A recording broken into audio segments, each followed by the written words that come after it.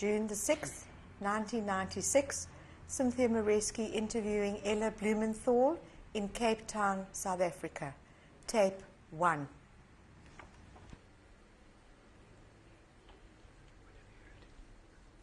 Okay, Ella. My name is Hella Blumenthal, nee Nechama Frank.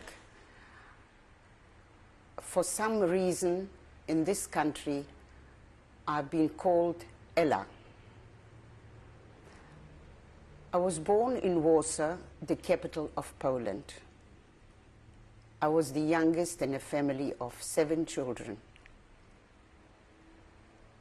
There were 4 boys and 3 girls. My father was a respected and well-known and a very well-to-do businessman. His name was Naftali Frank. He was running a business. It was a textile business supplying tailors with everything that was needed for the tailor, like suitings, woolen materials for coats and suits, and everything else that goes with the making of a garment, from the material, from the outer material, up to the needle and cotton. He used to do the buying in the business, which was situated in the center of Praga, where we lived. It was on the east side of Warsaw. He used to go out by tram to the center, the business area in Warsaw, where all the wholesalers were placed, and made purchases, whatever required, and parcels carried afterwards onto a dorożka, which was a horse-driven carriage. It was laden with parcels and then offloaded with the help of the driver at the shop. My father was a religious man. He was a Hasid, the follower of the Amshinover Rebbe, who lived in Otwock, which was close to Warsaw. My father often used to go and spend weekends with the Rebbe, asking him advice and discussing family problems, if there were any. Most of the Jewish holidays he also used to spend with the Rebbe, except for Yom Kippur, Sukkot, and Pesach, where he spent with the family at home. He was a very charitable man. He never walked past any beggar without dropping a coin, and when he had to walk again in the same street, he never missed again offering to them the charity. He never refused anybody who came for a loan, who asked for a loan. He never refused. He was always ready to help people. On Saturdays, when he came back from shul, he often used to bring with him orchim, people whom he met in the synagogue, who had nowhere to go for Shabbat. Old people, sometimes sick people, and he used to put them at the head next to him, because he was sitting at the head of the table, so he could watch that their plates were always full and got second helpings. He used to respect the people and make them feel very, very comfortable. He used to daven, pray, in a small shtibel, and he used to enjoy reciting the prayers, conducting the service. They didn't have a chazan in that shtibel, and every member of the congregation used to conduct the service. I remember my father particularly liked reciting the Rosh Chodesh prayer, Yehi Rotzen. And on a Saturday morning, after having a goggle moggle, which is the yolk of an egg rubbed with sugar vigorously to get it very creamy, he used to drink this and then stand in front of the long mirror in the lounge, taking out his little brush from the waistcoat pocket, brushing up his moustache and his beard, and reciting and singing that prayer of Yehi Rotzen to get it perfectly right. He had a good voice and he had a very good ear. He was reciting and singing. And when he used to, I can't carry on now. It's wonderful. It's wonderful. He had some distant relatives who were very poor people. They were shoemakers. He used to check on our shoes and boots if they were ready for repairing, for getting new soles put up. And even when they were still in good condition, he used to carry them through to his relations so that he could help them financially.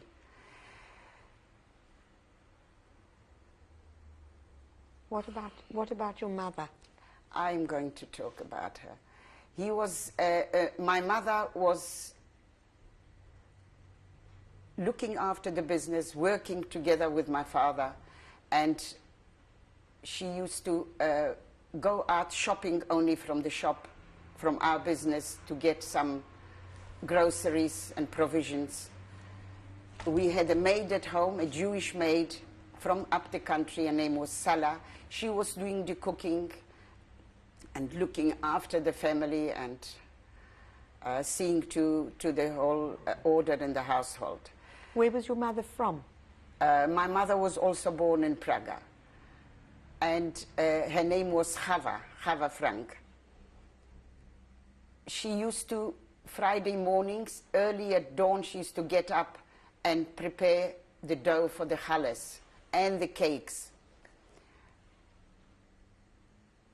In winter nights, or winter mornings rather, she used to put it at the foot of my bed between the feather covers, the undercover feather cover and the top one, so that the dough could rise for the warmth. And when she finished plaiting the challah, the kitkas, and getting ready the cake, she left the rest to the maid and she rushed off to the business. How did you spend Shabbat? On Shabbat,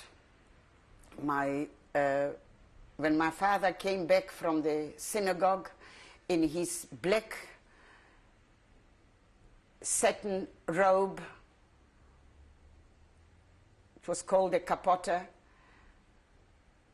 and all of us were dressed in the new Shabbat clothing. My mother with a special dress and her sheitel that she only wore for Shabbat and Yom Tovim. All brothers, we were all sitting together. When father came back from shul with my brothers, he used to greet us all the Shabbat and sang the prayer for the hostess, for my mother. And then we all sat around the very long table. The food, the aroma of the freshly baked kitkas and the gefilte fish was mainly carbs, and the soup was coming into the room, and in between the meals, the dishes that were brought in, my father and brothers were singing Zmirot songs, and I often used to take part because I knew them by heart, all the songs and all the melodies, and I knew the words. One of my brothers particularly used to lean his elbow on the table, bending his ear to get out his voice and to listen to the tune better. On Saturday mornings, we had a cholent, which I used to take on Friday afternoon to the baker, wrapped up in a newspaper tied down with string. After he was paid, he stuck on a ticket with a number, and the other half he used to give to me. And Saturday morning, I used to fetch it from the baker. The paper was brown and crusty and was breaking from the heat. And inside was a lovely brown kishka and a kugel, a sweet pudding. And there was a goose, usually on a Saturday, served. And we always had visitors, always people for a meal, for the Shabbat meal. Afterwards, my mother used to sit and learn, read the translation of the Siddur in Yiddish, and my father was always studying the Torah. Every free minute in his life, he spent reading. We had a big mahogany cupboard with glass windows in it and behind purple curtains. And this cupboard was packed in leather-bound holy books, Gemaras, Chumoshim, and everything that you can think of was in this cupboard. As I said, my father was always studying the Torah, never used to sit idle. You always learned, you always wanted to know more. And on particularly on a Saturday morning, he used to get up also at dawn, not to wake up the children. He sat at the window before sunrise and studied and learned. And later on, my brother-in-law, Samuel Rothstein, used to come every Saturday, join him, and they both sat and argued and discussed the various points of the Torah that they've just learned, the portions that they've gone through. So that's I can tell you about my father and mother and my family. As I said, we were 4 brothers and 3 sisters. My eldest brother was Ephraim, but before him was my sister Genya. Her Hebrew name was Golda. She also worked in the business until she got married in our family business. She got married to a man, Samuel Rothstein, who was a writer and an editor of the Jewish daily newspaper in Warsaw, Das Jiddische Tagblatt. My sister was selling in her business. She had her own business, and she was selling ready-made clothing, like coats, costumes, and suits for men and women, only outerwear. And it was a business where people, a credit business where people used to pay off. It was a very affluent business, and she was doing very well. They had 4 children, 3 girls and a boy. The eldest one was Roma, then it was Reginka, Justinka, and the little boy David. My sister and brother-in-law used to live with us after they got married for many years. It was a custom for parents to allow, to let their children, their married children, live with them so that they can accumulate a bit of money to put them on their feet before they went on their own. So this sister Genya and her husband Shmuel were staying with us for a long time until their 4th child. My sister was expecting her 4th child, and then they moved to their own beautiful flat, which was situated in Targova 45, which was not far from our home and the business. The next one in line was my brother Freum. He was also working in the business before he was married. And his wedding was in Zgierz, near Lodz. He married a very attractive girl and a very intelligent girl, Sala Mendelssohn. They also stayed with her parents for quite some time after the wedding. And he started to gamble on the stock exchange. But you ask, how did he have the money to do it, to afford it? Normally, parents who could afford it used to give a dowry to their child when they married them off. It was from both sides, from the girls and boys. And obviously, my father offered my brother when he married a large dowry. So did my sister-in-law, who got it from her parents. But he wasn't doing too well, apparently, although he used to write to us every day, and we used to feel with him when the shares went down, and he was very upset. We also were happy when the shares went up. When he lost quite a bit of money, he came back to Johannesburg with his wife and little girl. They also stayed with us for a little while until they moved to their own flat in the Jewish quarter in Warsaw on Geisha 12. Their business was across the road in Geisha 7.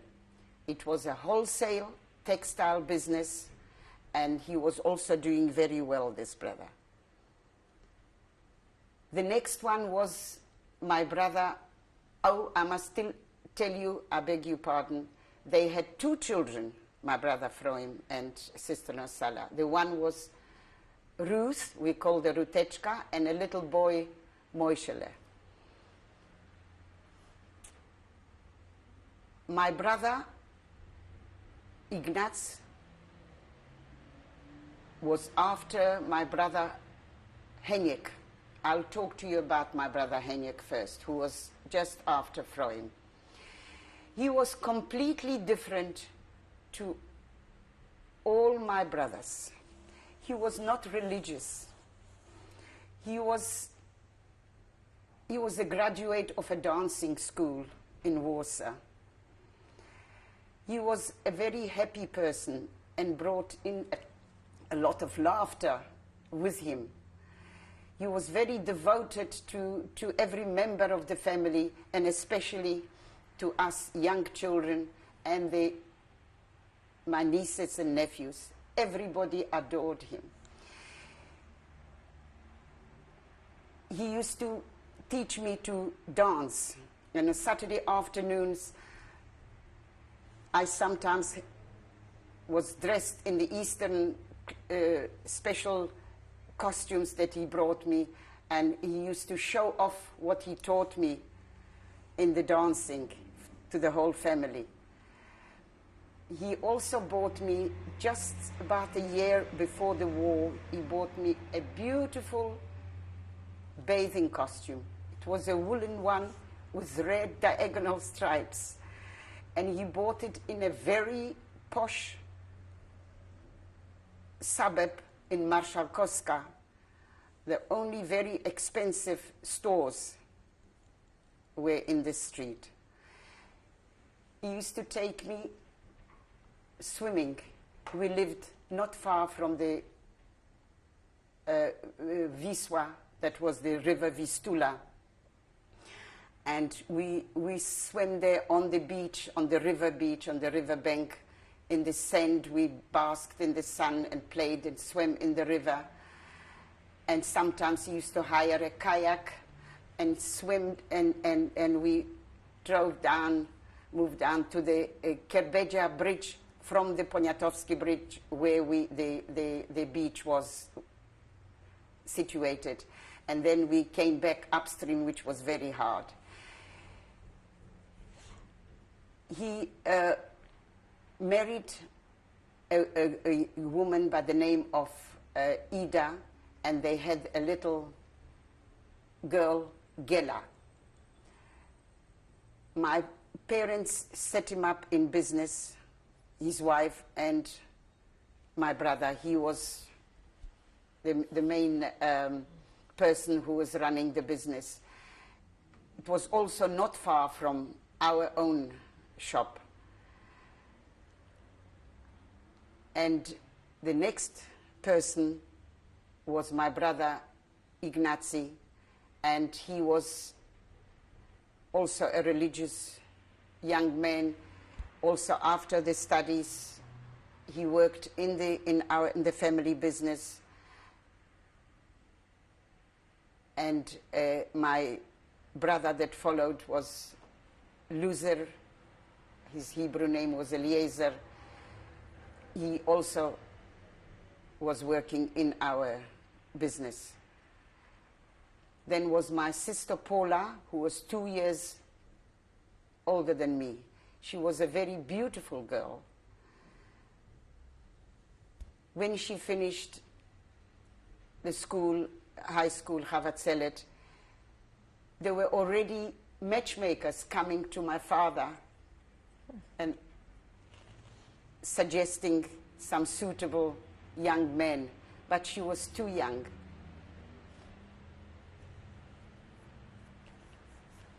And she was married subsequently in the ghetto, which I will bring up later.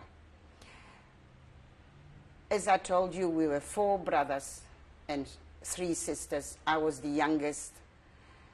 And when I was at nursery school, and then I was at the public primary school. But when the religious Jewish school opened in our vicinity, it was Bet Yaakov, my father enrolled me. And we learned Chumash, and we davened, prayed in the morning. There were only girls there. On Saturday afternoons, we used to meet for Oneg Shabbat and sing and dance. And then the high school was Havatzelet, where my sister was. This was in Warsaw, Świętojerska 22, and we had to travel by tram to get to school over the bridge Kerbeja. I used to come down every morning to my mother and ask for fare money. But very often, I used to pocket the money and walk. It was a long walk, and especially difficult in the winter days when the river Vistula was frozen. But I enjoyed it. And I collected quite a little sum of money, which came useful. And I tell you what I did with it. When my brother Froim got married,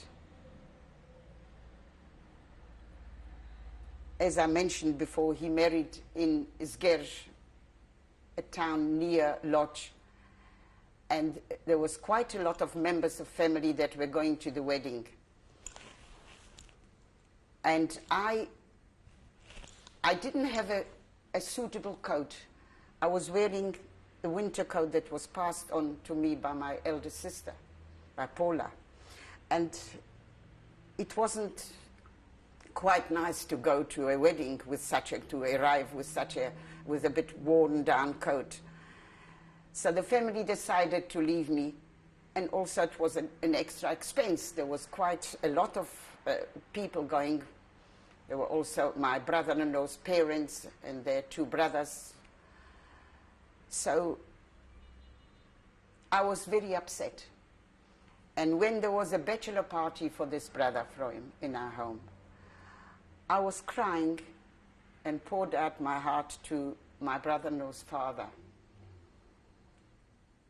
and told him that I would like very much to go. I also mentioned to him that I've got a bit of savings in the post office. And he suggested, look, this is what you've got. The sum is not enough for a full ticket. You draw it out and go and buy a half a ticket. You'll go through, your parents will manage somehow. And I did so. And I confronted my family with this ticket, half a ticket, and I said, I'm going to the wedding. When the conductor came into our compartment and looked around, and he said, where is that little girl? I don't see one. I was sitting in the corner, curled up. It wasn't quite easy, but my family fixed him up. The wedding was beautiful. It wasn't just one night wedding. It went on for 8 days. Every day, or every evening, it was like a party. It was Schäferbrachot. Schäferbrachot. And it went on for the whole week. Coming back to myself, I used to love reading. I belonged to the library at school and to the public library next to our home. I enjoyed swimming. We had on the banks of the Vistula River huts where men were bathing separately, different huts, one for men and one for women. It was enclosed, but the water was coming, the fresh water of the river was coming through. And the sun was pouring in the top, so it was open on top. I used to like going there because it was very nice to spend an afternoon there. I also enjoyed skating. And in the afternoons, winter time, I was at the skating rink practically every afternoon. I was very proficient and very good at it and enjoyed it. 6. Yes. Ella, tape 2. Ella, we finished off last tape. You were telling us that you loved skating and that you were very good at it. But I know that you enjoyed swimming. I also learned and became very good in swimming in those enclosures. The one was for women, that's where I used to go, and the one next to it was for men only. That's where I learned to swim. And since then, I enjoy swimming very much. Tell us a little bit about your early days at school. At the Bet Yaakov, the primary school, Bet Yaakov, I was chosen to play in a Purim play that was staged in a theater next to our school. I was playing Esther Hamalka, Queen Esther. And after the play, there was a gymnastic display. My father came to watch me. He's never been in a theater before in his life because it was against his beliefs. After the Jewish play of Purim, where I was playing Queen Esther, the gymnastic display was going to begin. And when we changed into our special clothes for this gym, we were wearing long sleeve T-shirts, long white stockings, and black satin skirts with small slits on the side so that you couldn't see any of our body. Everything was covered. Unfortunately, one of my garters was misplaced. And I couldn't manage to search for it. They just pushed me out onto the stage. I was in the first row. That's where my place was. And while doing the gym, I kept on pulling at my stocking because it kept on falling down. I was in tears. And eventually, just before the end of the gymnastic display, I ran off the stage in tears. My father always used to remind me of this incident. He always used to laugh and remind me how distressed I was. And you watched me tucking and picking up my stocking. I'll tell you about the Chagim, about the Yom Tovim. When it came to Pesach, of course, it was chaos in the house. The double windows were coming off. We had double windows for winter. The winter months were very severe, and there were double windows which were kept inside inside the room, on just next to the normal windows, the windows outside. And there was cotton wool, special long reels of cotton wool that were tucked in for winter in between the windows, the outer windows. And this was a job that my father used to do always. That was his job. Well, for Pesach, those windows used to come off, and all the cotton wool that was placed in the first windows come out, and we started cleaning. Everybody helped. The girls helped. Myself and my sister, we helped to clean the windows and mirrors and everything in the house, and the house was turned inside out. Then when the dishes, changing the dishes came, the Pesach dishes were kept outside the flat. There was a special cupboard, and we used only shmirat matzah. There was not the machine. I don't think even there were machine matzahs in those days. It was all handmade matzahs. We used those round ones in big, round paper bags with covers on it. It was kept on the wardrobe.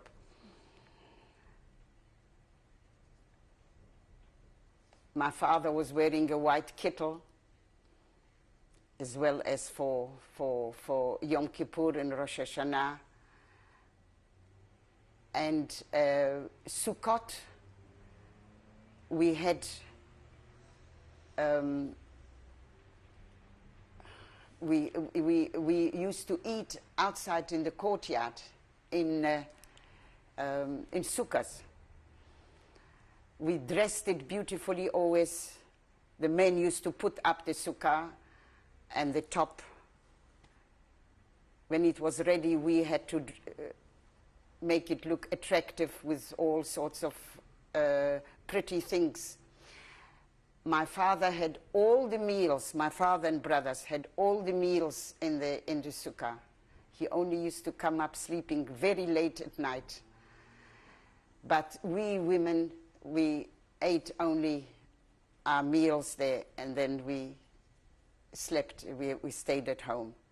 It was all in the courtyard. It was full of sukkahs because there were a lot of Jewish people living in this building. Now, I'm going to tell you about the times when the war started. We also heard, is there anything else you wanted me to tell you? I wanted you to tell me something about the children that you went to school with. Well, I had different friends in the primary school. Some of them my parents didn't approve of because they weren't religious enough. In Bet Yaakov, I had very nice friends. And when I went to the high school in Chavatzelet, all my friends were living in Warsaw while we were living in Praga, which was about 1.5 kilometers or practically maybe 2 from the school. So they were living there, and we didn't really visit, very seldom did we visit each other, except sometimes on Saturdays that we used to go visiting them. And we were not strangers to things happening in the big world. We heard that Austria was swallowed by the Nazi Germany, that in 1938, that Czechoslovakia was sold to the Germans for the price of peace. Chamberlain thought that this will satisfy Hitler's appetite. We also heard of the Kristallnacht. We knew of the sufferings that the German Jews were going through, the burnings of their homes, the beatings up of the Jews. We knew and heard of it through the radio and papers, newspapers. And yet, when we heard that the Germans crossed the Polish border and attacking Poland, we were taken by surprise. Had there been anti-Semitism in the area? There was a lot of anti-Semitism. Did you experience any? We did. We heard very often words like Jew, Żyd, or Żydowska morda. My brother, my youngest brother, Luzer, was attacked and beaten up by hooligans who jumped up of the Florian church. There was a hole next to the church, and they were hiding there. He was wearing Jewish garbs, a special Jewish cap that the religious Jews were wearing. And they've beaten him up, and he came home with his ear almost cut off.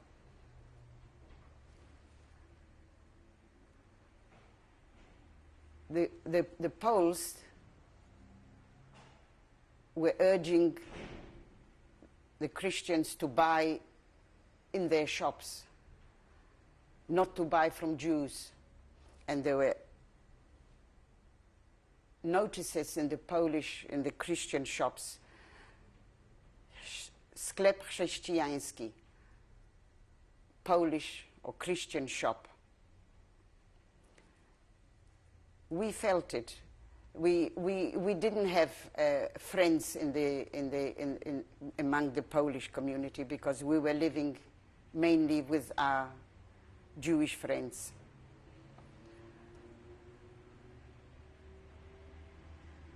When the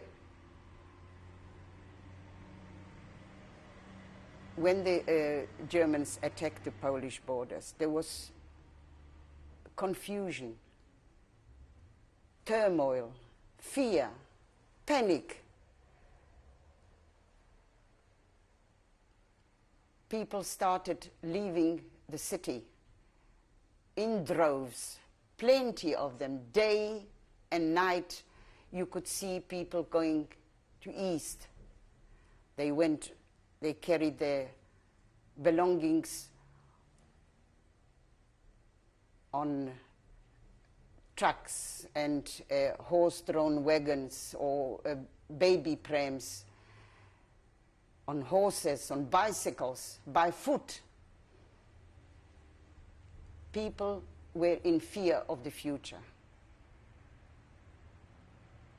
In the meantime, we also heard that England declared war on Germany, and that France followed suit. They promised to help us. And of course, there was happiness and joy. We sang outside the English and French embassy, "Long live England." death to the German aggressors.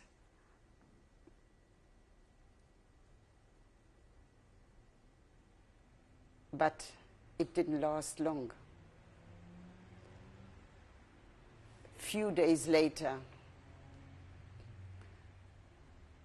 we heard already communiques that through the radio news that Germany, that the Polish forces could not withhold the well-equipped German army, and that the enemy was marching, attacking Warsaw.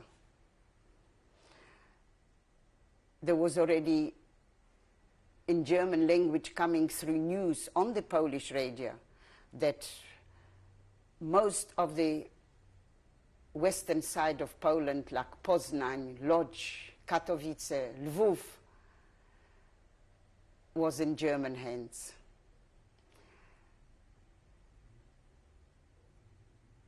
The president of Poland, with his government, has escaped to Romania. But General Śmigły-Rydz was assuring us that Warsaw will fight. We are strong. We'll fight to the last soldier.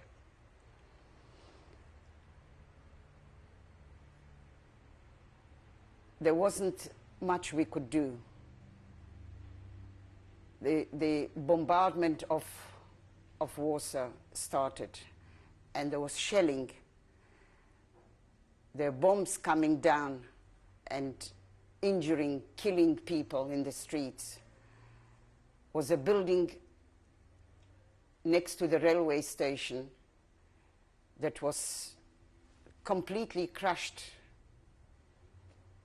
and fire was billowing from it.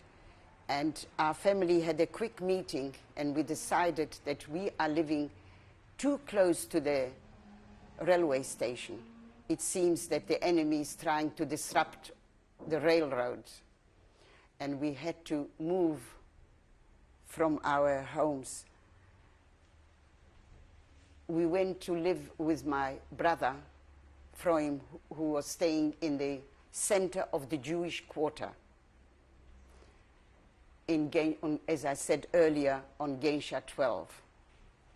We carried what we could, what we managed to. Each member of the family had a big bundle with him, wrapped up in a sheet, and we took advantage of a break in the raids, and we went to Warsaw. We walked through the Kierbedzia Bridge. A long time it took us to get there. There was no other way of getting there but by foot. But unfortunately, the raids continued also in the Jewish quarter, and they were more frequent. There was shelling. There was a shul on Gęsia 12 in the courtyard, which was a bomb fell on it, and there was a fire which was extinguished by my brothers and other young men. There was a shortage of food. Some hungry people attacked and opened up a warehouse of pickles and tomato soup. There was some bakeries that were still baking bread, but it was, you could pay with your life standing in the queue because of the shelling. We were sitting actually in the cellar of the building, not in the flats, because it was safer to be below. On Yom Kippur, we were all praying in shuls, and all the men in the white talesim were praying to God for peace and for the bombardments to finish, to stop. But unfortunately, on the 27th September, Warsaw fell. People came out of their hidings and cellars, and we went back to our homes in Prague, our family. There was no food, and some people even cut up horses in the street that were killed during the bombardments for food.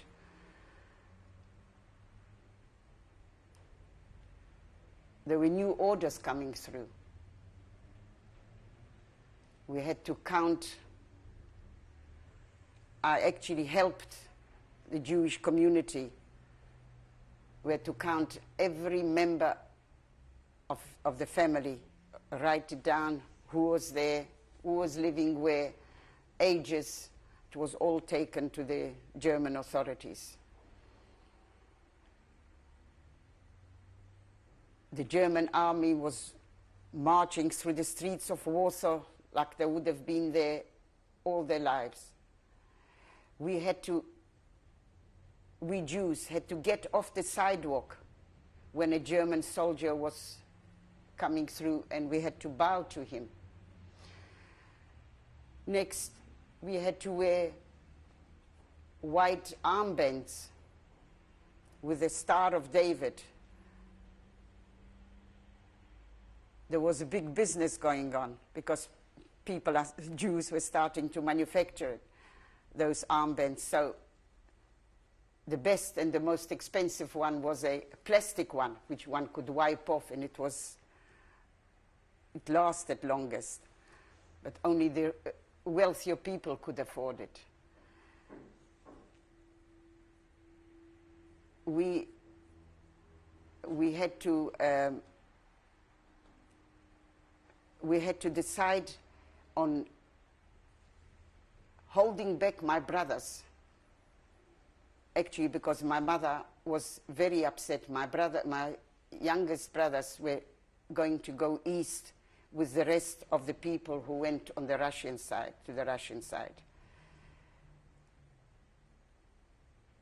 And my mother was fainting when they left, and we had to call them back in the crowds that were marching. After the German-Russian pact, Poland was divided. The eastern side was taken up by Russia, and the western side was claimed by Germany. The people who were leaving Warsaw and the surrounding towns preferred communism to fascism, and they were leaving.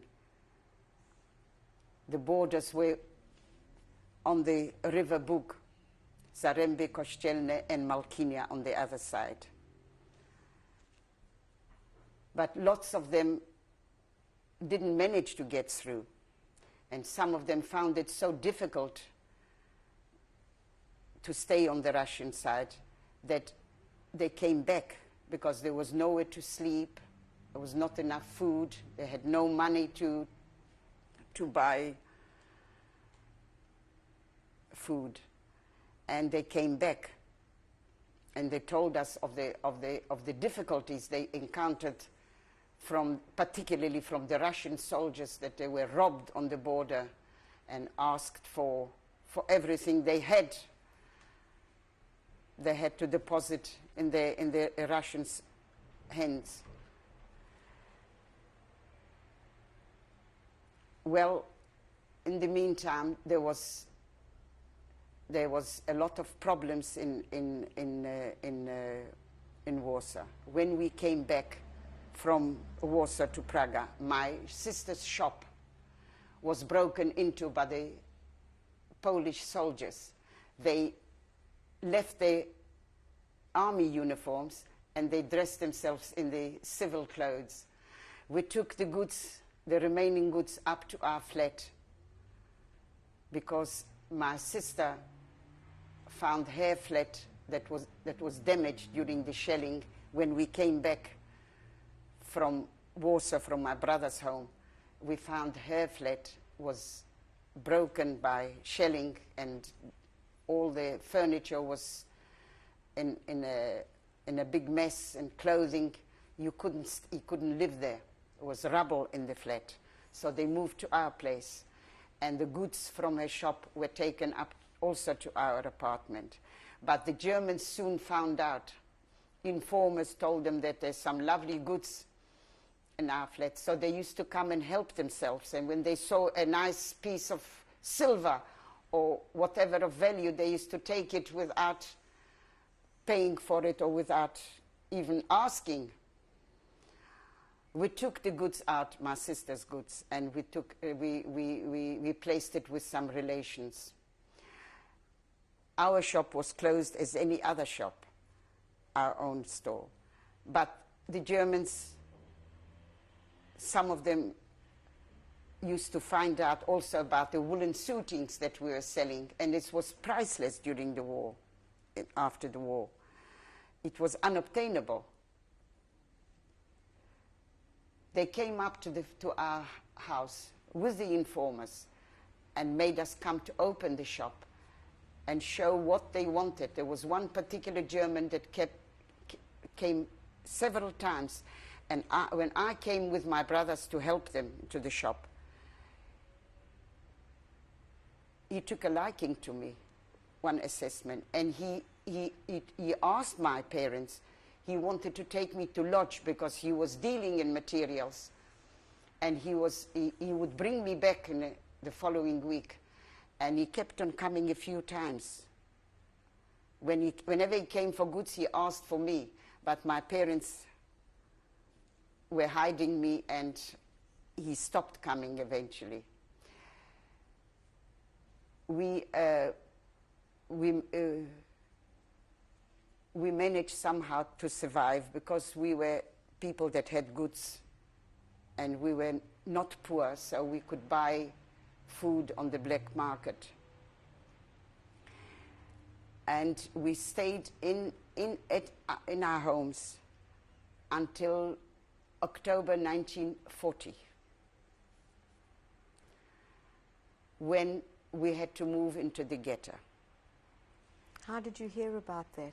Well, there were new posters onto the walls of Warsaw, and they were signed by the administrator of the Polish of the German general government. It was called the general German government, and it was Hans Frank who was in charge, who was the leader. And June 1996, tape 3. Ella, the Germans have now invaded Warsaw, and there are certain things that started to happen. Can you tell us some of them? Well, there was a great shortage of food with all the goods, the shortage of goods. All the prices went sky high. Lots of people were starving because they couldn't afford to buy the food for those on the high prices, the high prices. There were lots of refugees coming in from outside Warsaw, and we formed committees to help them. New orders came in. All Jewish possessions were requisitioned. A person was not allowed to own more, a Jewish person was not allowed to own more than 2,000 zlotys. We had to stand in a queue to withdraw, long queues to withdraw 500 zlotys. There were no more people that owned their own properties. My father bought a residential building in 1936 in Grochów on Kordeckiego 55. It was a ground floor, first and second floor. It was bought in the name of my parents, Naftali and Chava Frank. We were no more the owners of this property. The Germans were collecting the rentals. I would like also to mention that I have obtained recently all the numbers appertaining this building, and at this stage, right now, it belongs to the Polish state, and I can't repossess it. Hopefully, some days I will manage to do so.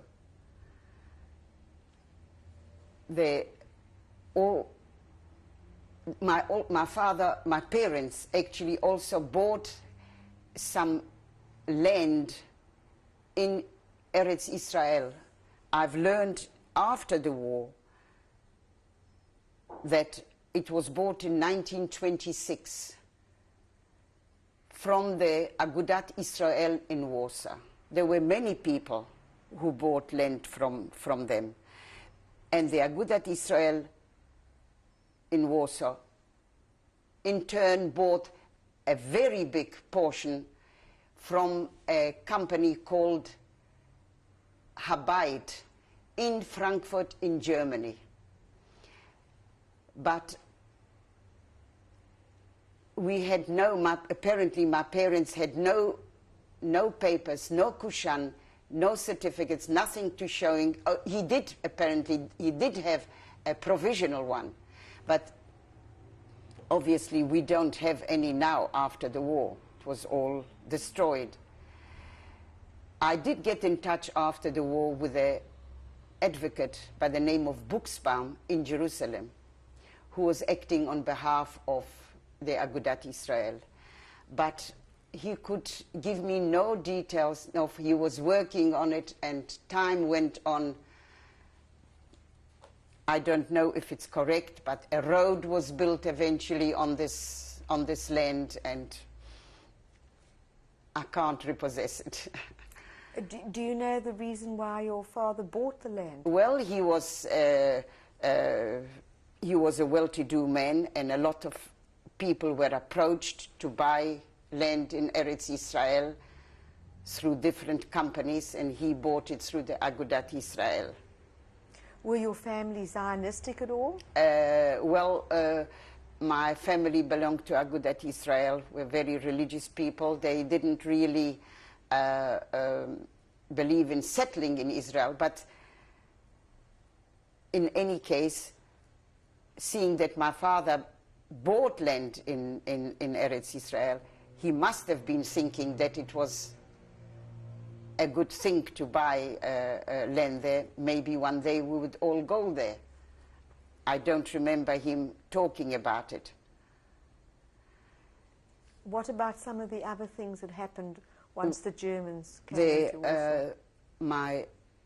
All public gatherings were forbidden, and synagogues were closed, schools were closed.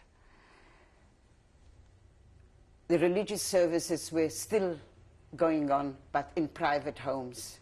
And I remember one Saturday morning, the Germans walked into a rabbi where the service was being conducted. It was a Saturday morning. And they got the rabbi out and beat him up. And one of the people who came out of the rabbi's home took his part and asked the German to leave the rabbi alone, not to hit him. The German got hold of this Jew and took him to the Gestapo, where he was killed. They brought his body back, and it was next door to us. This happened all. We were in Brukova 32, and this was Brukova 30. The whole of the district, the whole vicinity went to the man's funeral. And we realized that we're seriously in big trouble, that the Germans are going to finish us off, because this was the beginning of the war we knew that we were in serious trouble. Did your family ever discuss leaving Warsaw? We actually should have, because we were wealthy enough to buy a bus, because we would have needed a bus for all of us. Some people did it.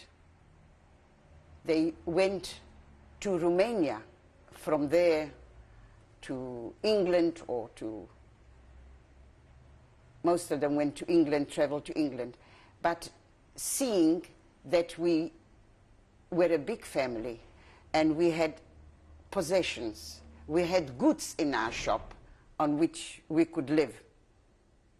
By selling slowly, we used to sell it. As I said, the prices went sky high of goods.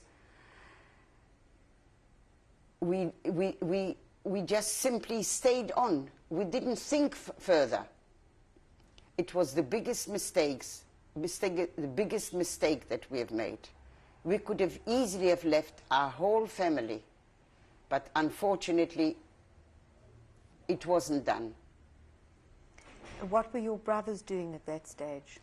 At this stage, there was nothing really to do.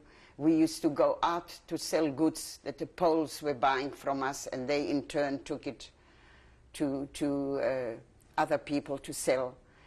We had to watch our properties, our homes, and we were prepared for the worst. Things were not going very well in this stage. And in 1940, in October, we had to move out to the ghetto. We left all our possessions, most of them that were looted by the Poles. We only took with us what we could manage to take. How did you move it? Well, we moved it, we carried a lot of things because we had time, but most of the things we had to leave behind. We took valuables, we took silver with us, we took goods that we could sell, our own goods from the business. And we moved to a place in Warsaw. We moved into one room where the cooking was done, a large room, and that's where we stayed. And my eldest sister moved got another place in Pavia with her children. But her husband had left already at the time. Her husband, Samuel Rothstein, went to smuggled himself to Russia. He begged my sister to come with her, to take the children. Him? Yes. He didn't want to leave them. But he had to leave because the Germans were looking for him. They were looking for the intelligentsia. And seeing that he was a writer and an editor of the paper, they knew all about it. They were informers, and they came to look for him while they were living at our place. The concierge, the superintendent of their building, came at night in the darkness to inform him that the Germans were looking for him. And he said, please leave as soon as you can, because they'll come back to look for you. They asked me where you were, and I told them I didn't know, because your flat was in ruins, you went away, you never came back. And he kept on repeating, my brother-in-law, and begging my sister to pick up whatever she could. But she refused. First of all, she didn't want to leave her parents and brothers and sisters. Secondly, she said she's got 4 children. Who is going to give me refuge with a family like this? You alone, my husband, will always find a place. Any person on the Russian side in Bialystok will put you up. They know you, because he was a known person in Poland. He used to be the editor of the Jewish paper, which was widely read. Then she didn't want to, she's had a lot of goods that she was selling and living on. And this was the reason why she definitely didn't want to go with him. The day he was leaving, when they my brother cut off his beard and helped him to pack up his things, and they took him to the station, he still begged my sister, please give me at least my little son, the little David. She said, no, I won't part with him. Where will you take him? You don't know, you're going to the unknown. Where will you sleep? Where will you go? He smuggled himself through, and he survived, actually. He went from Vilna, from Bialystok to Vilna, and in Vilna he got papers for which he applied, or to go to Palestine, or to America. I decided to go to Palestine because he knew that he could immediately, on arrival to Palestine, take his, or send a certificate, apply for papers and send a certificate to his wife and children. But by going to the States, he would have to wait for 5 years. So he stayed, after staying in Vilna, he went to Turkey. It was all during the war. And from Turkey he got to Palestine. And from there he applied immediately for his wife and children for papers through the British government. And sorry, and I'll tell you later that the papers did arrive in the ghetto, but I will talk about it later, the certificate. During his journey, his voyage to Palestine from Vilna, he used to send letters through the Red Cross, and they were arriving subsequently into the ghetto. He used to send small parcels of sardines. They used to arrive from Turkey. Please ask me.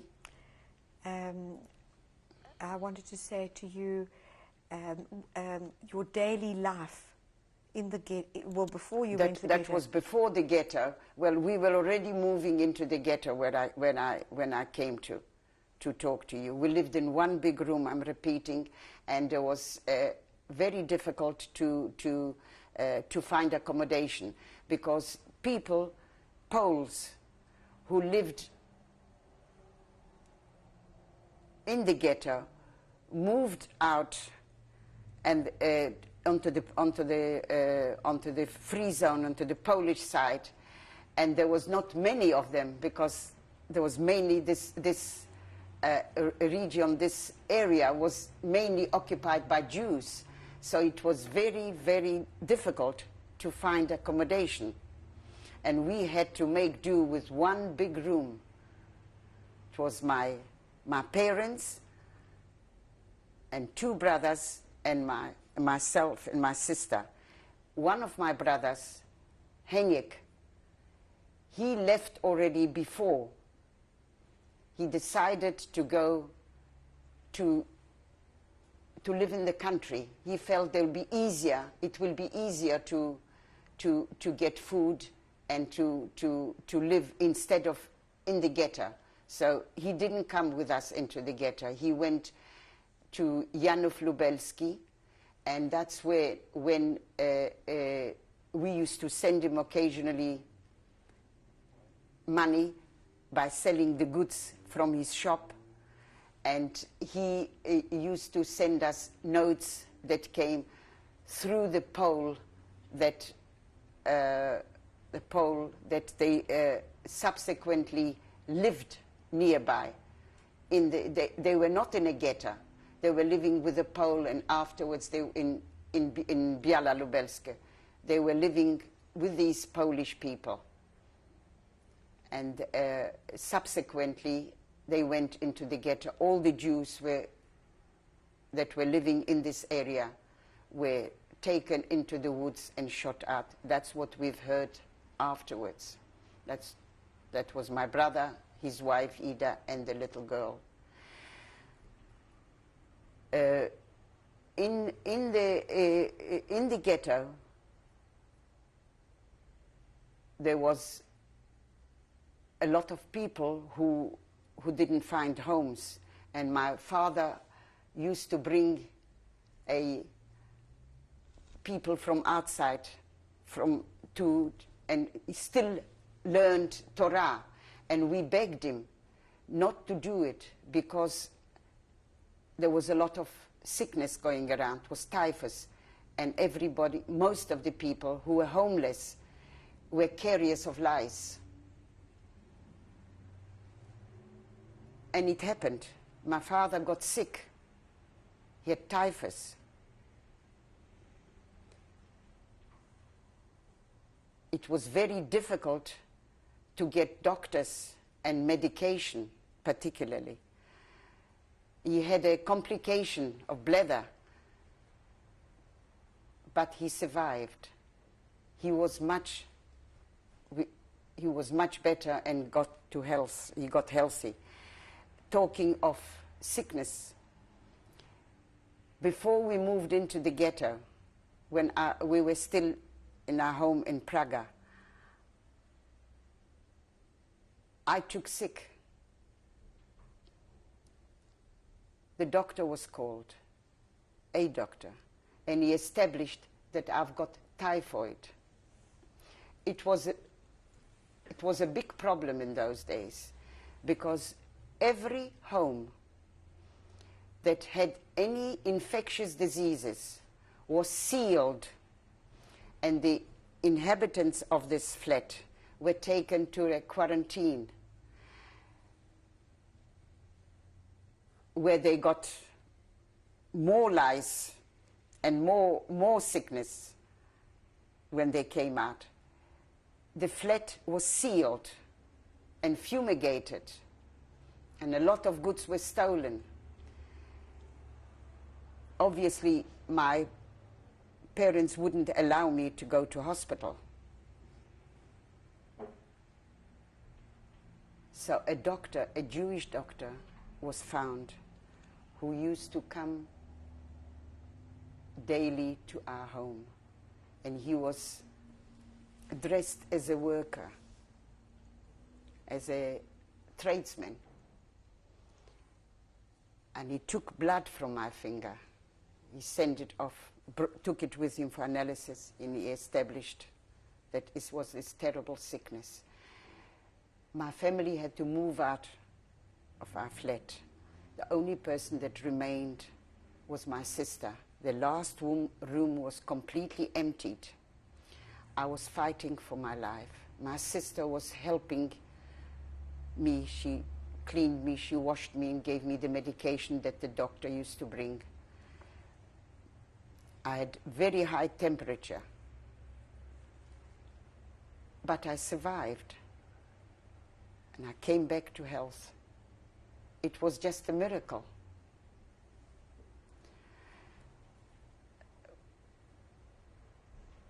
Typhoid was an illness. It was an internal typhus. Do you know what typhoid is?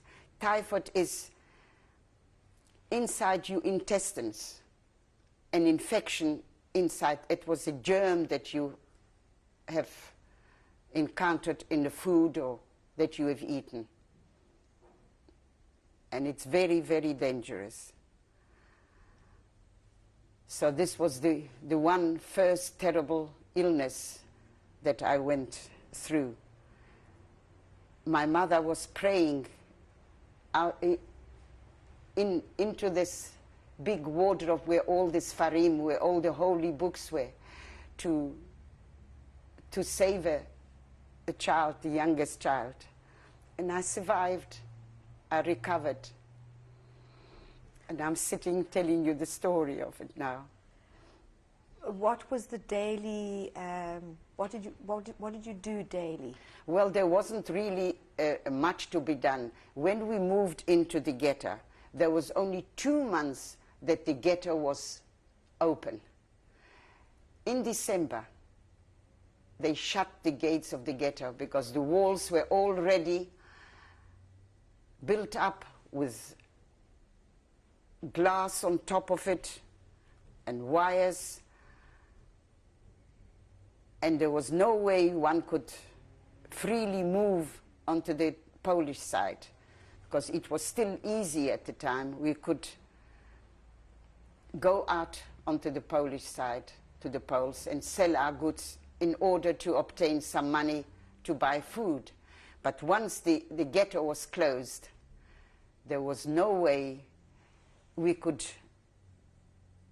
communicate with the Polish side, except that Poles, particularly Polish policemen, were allowed to come into the ghetto, and there were places where we used to meet them, and they used to buy at their price the goods, and they smuggled them out onto the Polish side where they used to sell it at a high profit.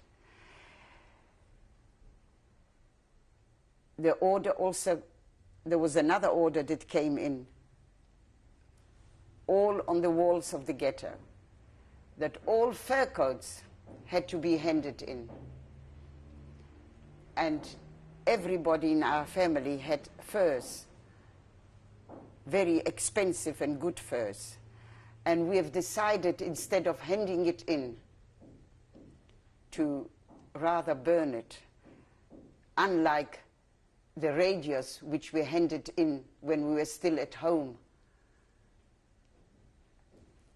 When we were still in Praga, we had to hand in whoever had a wireless. And we had one with a Telefunken, which my parents bought just before the war, with a beautiful green eye in it. It was going in. And we were so proud of it. We handed it into the... I myself took it into the police station in Praga. But the first we said, we're not going to let them have. And we rather burned them. You can imagine the smell of this burning fur and skins. But this, we just left for ourselves small furs that were not really proper furs. They were imitations. We had to think of the winter days, the cold winter days that were coming on. Did you have any outside Polish people that still remained friends with you? No. If we did, like the concierge that was from our building, the building that my parents had, and there were some neighbors in our buildings, but they were all hostile to us. As a matter of fact, in our building, a floor below where we were, there was a Volksdeutsche that was living. And obviously, even before the war, we had no dealings with them. The flat next to us was occupied by a German refugee that was still in Praga. A couple, an elderly couple, German refugees, and they were telling us terrible stories that happened in Germany. They brought all very sad news to us. Now,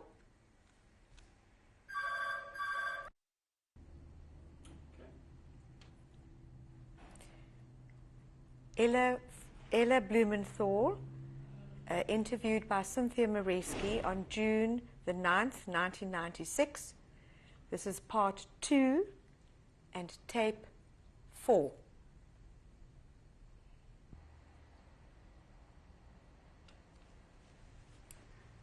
the ghetto was overcrowded. Refugees were brought in by German escorts from outlying towns and villages. They were coming in with families and small bundles of possessions. There were placed in schools and in synagogues. There were also refugees coming back from the Russian side. They couldn't just make it there. And some of them were longing for their families. Therefore, there was a lot of people coming in continually. And food became very expensive and very difficult to obtain. There was a shortage. There were 10 to 15 people living in a room. Typhus was rife among the poorer ones. There was malnutrition, starvation, epidemics, and disease. My father also became ill. He had typhus because he used to bring in people from outside to study, to learn the Torah. And we were very grateful for the doctor that helped us, and he recovered even after a very serious bladder complication. The children were begging in the streets, in rags. Some were dying, but the stronger ones have learned the art of smuggling, of bringing food into the ghetto. But unfortunately, some of them were caught and they were shot. You could see their little bodies hanging on the wall or lying in a pool of blood.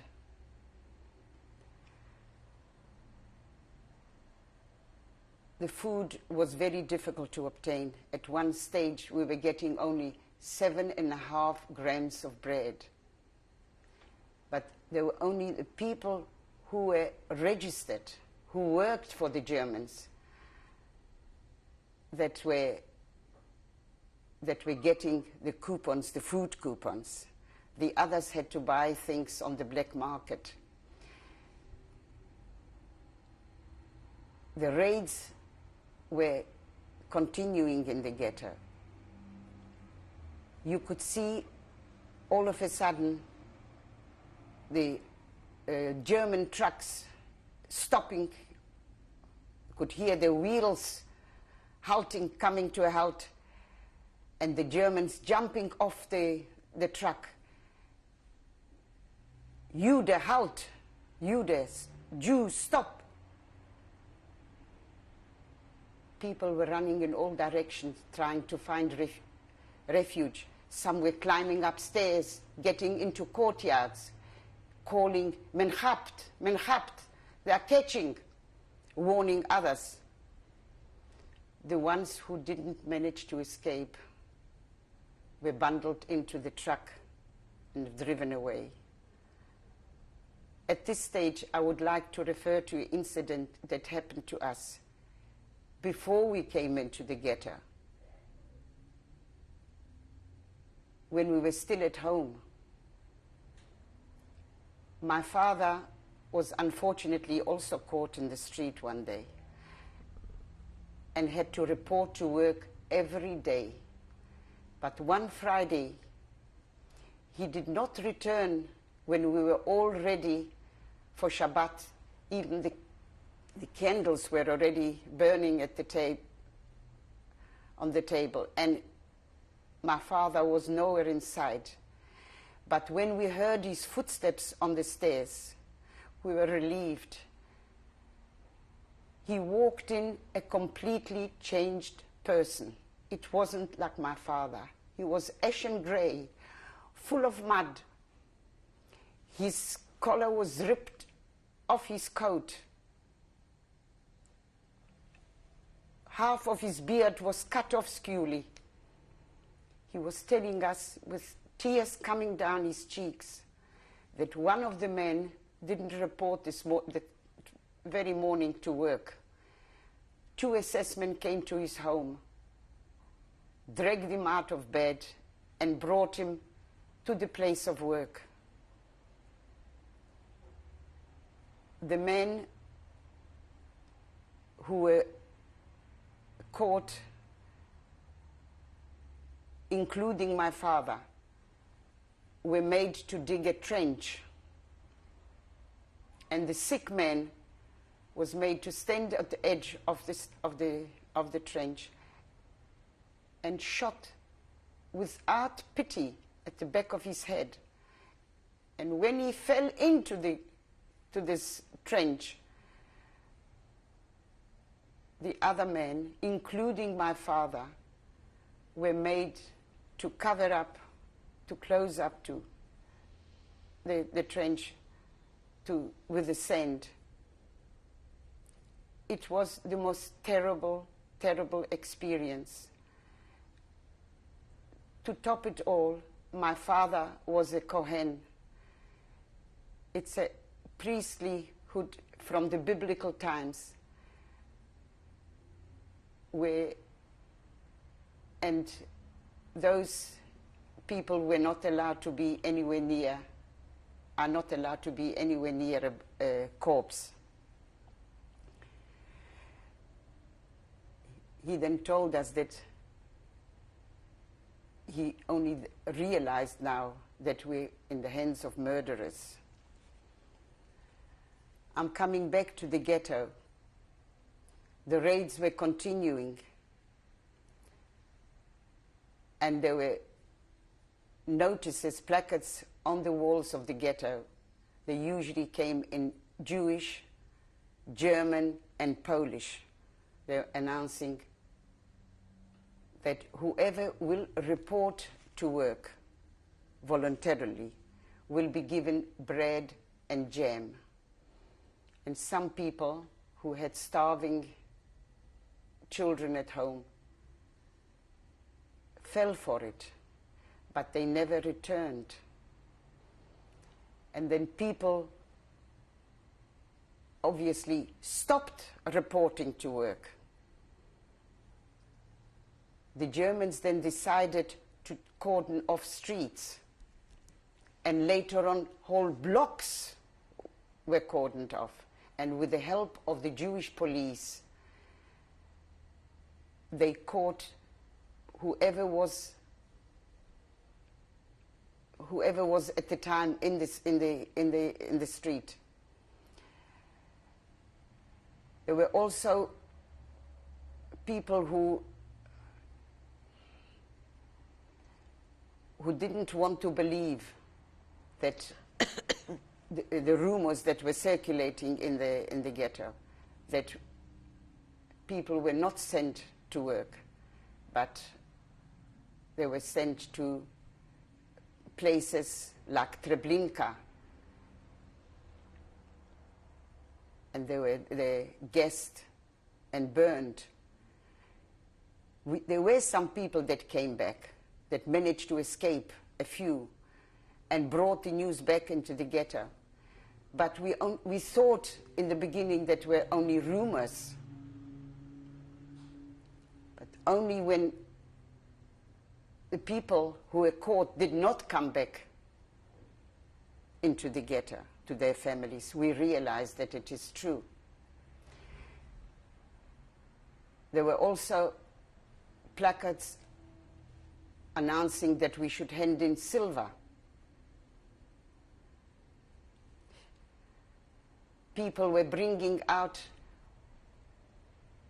lots of silver into the streets to sell to the Poles, to Polish policemen. They were offering a kilo of silver for just a few zlotys. There was an abundance of it. There was such a lot of silver that the Poles couldn't manage to get out, to smuggle it out onto the Aryan side. People were bringing their possessions, the last bit of possessions, to the little marketplace where the Poles used to come in order to save their starving families, they had to sell the last bit of possessions that they had. In the meantime, our family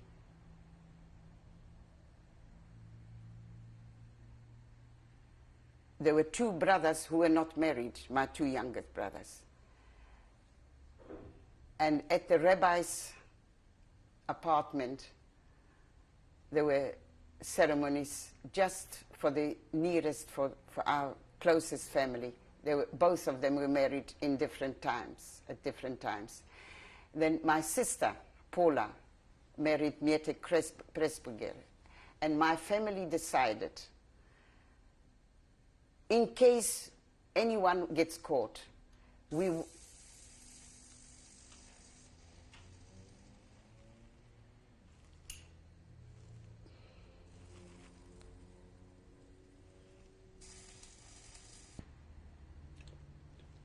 I can repeat now. Yeah. My family decided at this stage to divide the valuables, the jewelry, among all the children.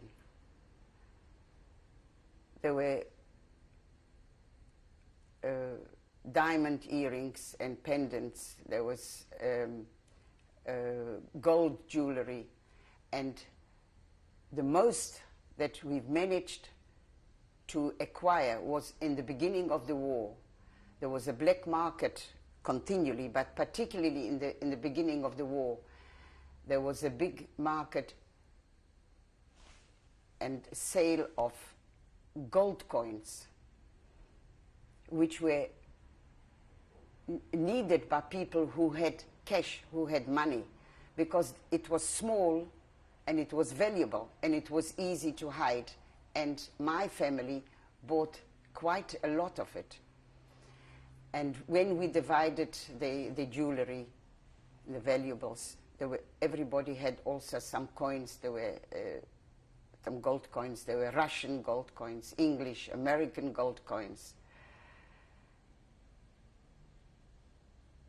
And everybody had stitched in their valuables into their clothing, sometimes into the hem or any other place in the shoulders of a garment.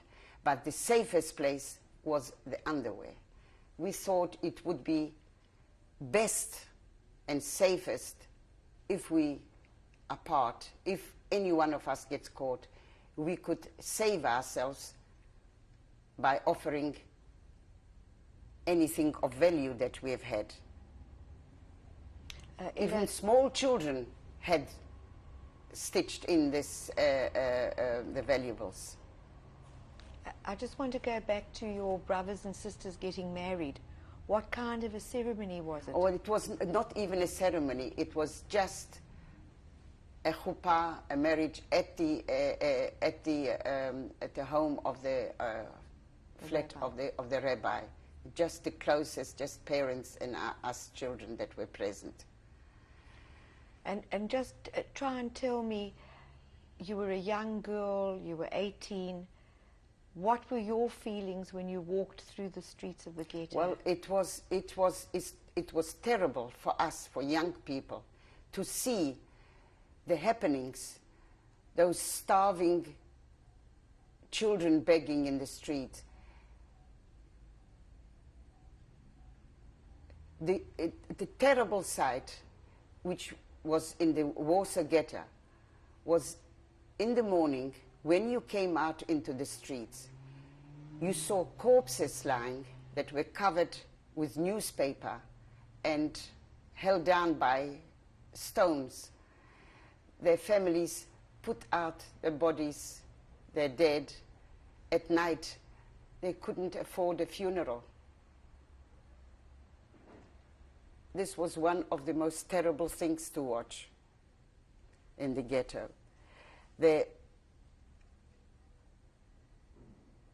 I don't know if you remember me mentioning that my brother-in-law, my eldest brother-in-law, Samuel Rothstein, left the ghetto, before we moved into the ghetto, he left, and my sister wouldn't come with him.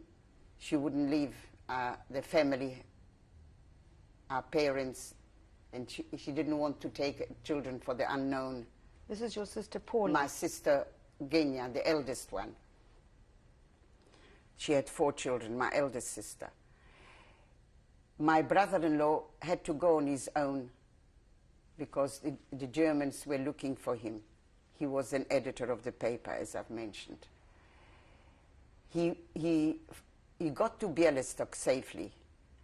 From there, he stopped in Vilna. And while he was there, he applied to the British authorities for a visa to Palestine. And he traveled, I don't know how long it took him. He went to Turkey. From there, he got to Palestine. But while he was traveling, he used to send through the Red Cross little parcels to my sister, food parcels, mainly tins of sardines.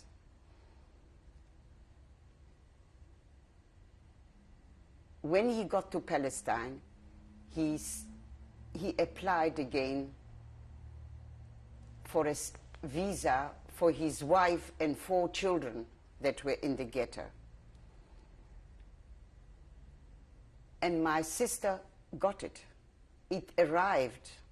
There was such a thing as Red Cross, and it came. When she went to call for it at the post office, for this big envelope with a visa in it, they had to ask they had to mention different addresses that they were in.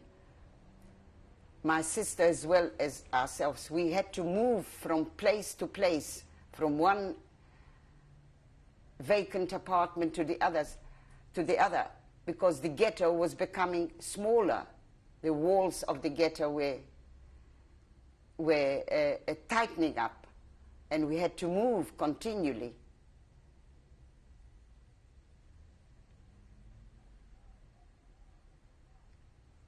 When the people were caught, they left behind vacant flats with furniture in it and the whole household. People were working people who worked for the Germans. Mostly they were employed at a workshop called Tebbens Schulz, or in a brush factory. At Tebbens and Schulz, they were sewing German uniforms. And those people were safe because they were not caught in the streets. They were working during the day. And they were supposed to have been immune to the raids. There was also a workshop called Wärterfassung. I was working there. We did clear the vacant flats left by people who were caught. And we were bringing down to the yard where there were German trucks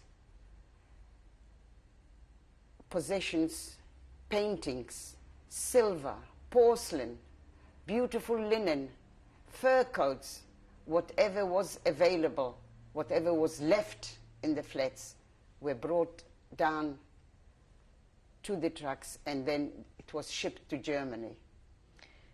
Can we just go back to your sister receiving the certificate? Yes. What happened with her then? Right. When she got the certificate, she unfortunately had lost already 3 of her children. Only one, Roma, her eldest daughter, was alive. What had happened to the other 3? What happened? To the other 3 children? They were caught when my Right, I will just explain. As the ghetto was getting smaller and smaller, and the raids were so frequent, I already lost quite a few members of my family. My one brother was caught when he was coming down from our apartment, and as he walked in the street, there was a raid, and we've never seen him again, and nor his wife. It was my youngest brother, Luzer. My sister-in-law, whom we were living with, the hostess of Geisha 12, was caught in the street as well. She went to look for her maid, who went out on an errand and never came back, so they both disappeared. And as we were moving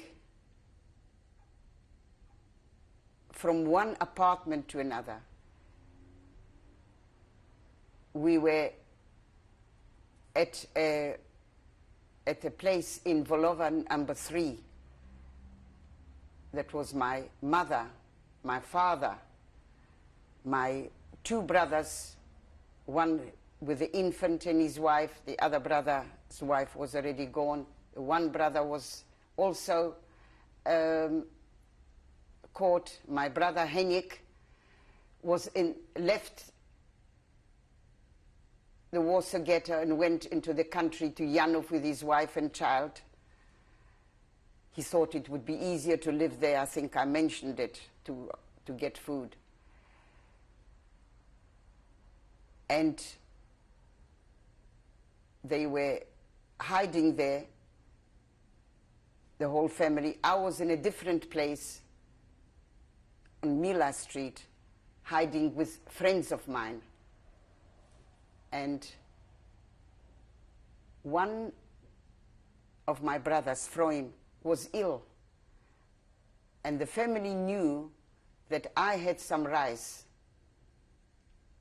which would help him. So my father, my sister, Genia, the eldest one, and my niece, Roma, were dispatched to me to fetch that bit of rice. But as they got to my hiding place, there was one of the biggest raids. It was September 1942, where all the gates of the ghetto were closed, all the outlets.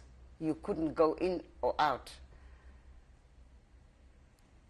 They came, as they were getting to the building where I was, there was a raid and everybody was running up into the hiding where I was, and they were the last ones that managed to get into the leather. And they came up and sat with us through the night. When the leather was pulled up, you couldn't see anything because there was a flap. We were all in an attic. We sat through the night there.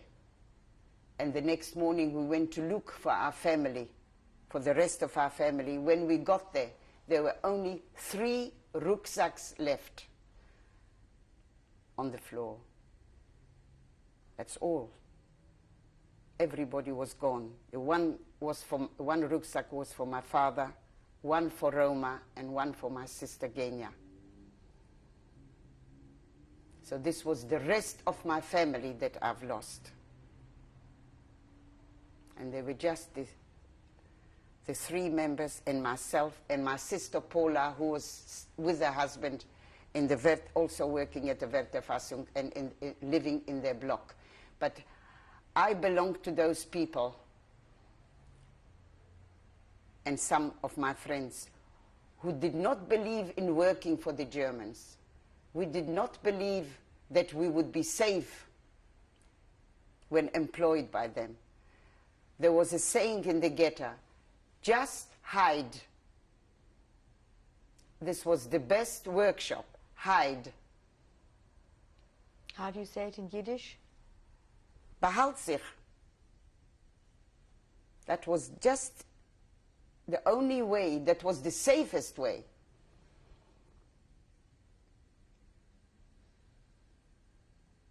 And I'll give you an example. My father and Roma and my elder sister bought some permits to work for Schultz, for the workshop Schultz, where they were sewing clothing. And one day she came into the ghetto to get advice from a family friend, Dr. Hillel Zeidman, what to do with this visa permit for Palestine that she had.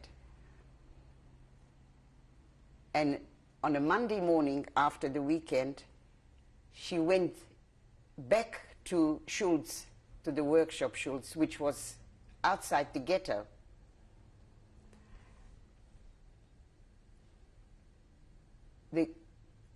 The gates closed, every outlet was closed again, and there was an enormous raid. This was in January, already 1943. She was caught and led off with other people to Umschlagplatz, which was an assembly point from where the trains were taking the people to various camps like Treblinki, Auschwitz. We heard afterwards that my sister met a man at Umschlagplatz. They were waiting for the trains to return. The empty trains were returning to fetch new people. And she met a man there, and he told her that if she would give him the valuables that she had, because she must have been trying to buy herself out from the place, he would help her to get out. Ella Blumenthal in Cape Town, tape 5. We left tape 4 talking about your sister going to the Umschlagplatz. I was referring to the man who promised to help her if she would hand over her valuables to him. She did so. She gave him whatever she had to save herself, to save her life. But unfortunately, he left her behind, and he got out himself, he bought himself out. This man was pointed out to my father in the ghetto. And my father did approach him and asked him, but he refused to admit it. He said he knew nothing about it. What did your father ask him for? He asked him, why did he leave my sister behind while getting all the valuables from her and promising to save her? What happened to your sister? She was shipped out to Treblinka with all the other people. She was left behind at Umschlagplatz while the man who promised to get her out saved himself with her valuables. Is that clear? So he denied this to your father? He denied it. There's nothing we could have done. It was too late. She was gone. I could also mention an incident when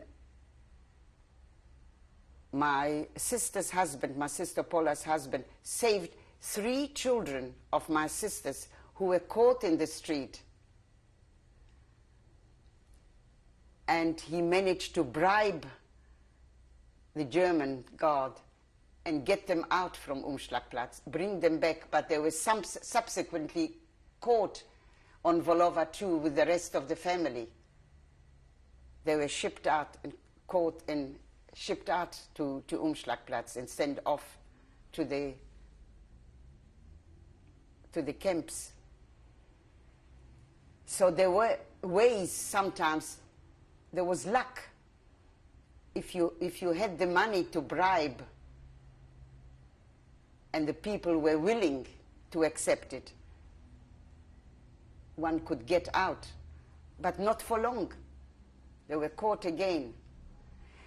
I want to show you that even with the work permits for the Germans, one wasn't safe. My sister, who had the work permit and produced it to the Germans, would not even, they didn't even ask her, they didn't even look at it. She was just pushed down the road to marching to Umschlagplatz. So we were right that I was with the people that believed in hiding. This was the safest. Just hide yourself. There were young people who were preparing an uprising, our ghetto fighters, and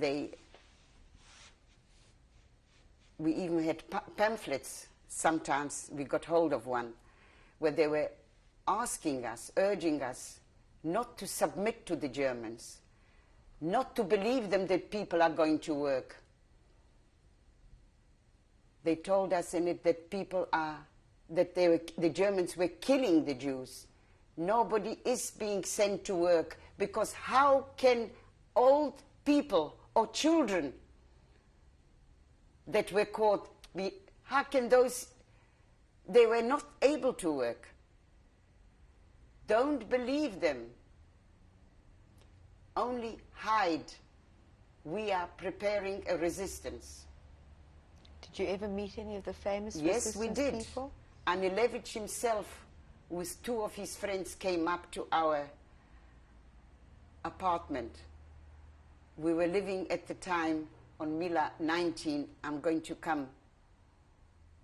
I will tell you about Mila 19 just now.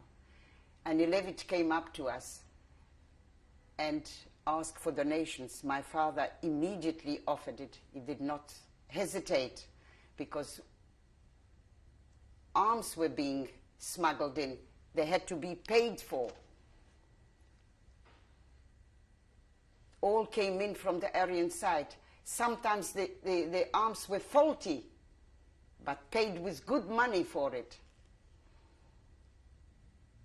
The movement sent messages through to the Polish resistance, through the Poles who were in the resistance movement on the Aryan side, to advise the world what was happening in the ghetto.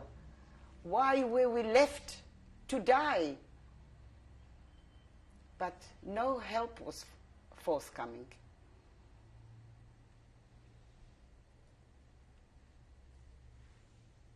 When my sister Genya was gone,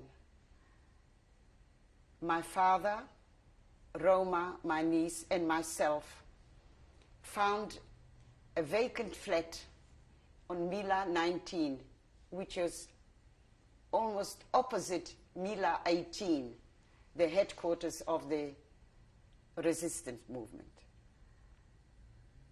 where all the ghetto fighters were there. But from outside, the gate was, you couldn't see anything. The gate was always closed. You wouldn't believe that there was anybody in the building, and there was such a lot of preparations, hot preparations going on. In this apartment, there were people living, so there were beds and pots and pans and bedding. And there were also some friends with us living, because we were about 10 people in the whole apartment. What we have done is we have bricked up a wall adjoining the last room. We've painted it to look like the other part of the wall. There was a wardrobe with clothing pushed over that bricked up wall. We climbed up to the flat above ours, and the room that was exactly above the one that we have enclosed was full of old pieces of furniture. We cut out a piece of parquet floor to come down after opening, also breaking through the ceiling. And we could go down to that room, which was actually the last one in our apartment.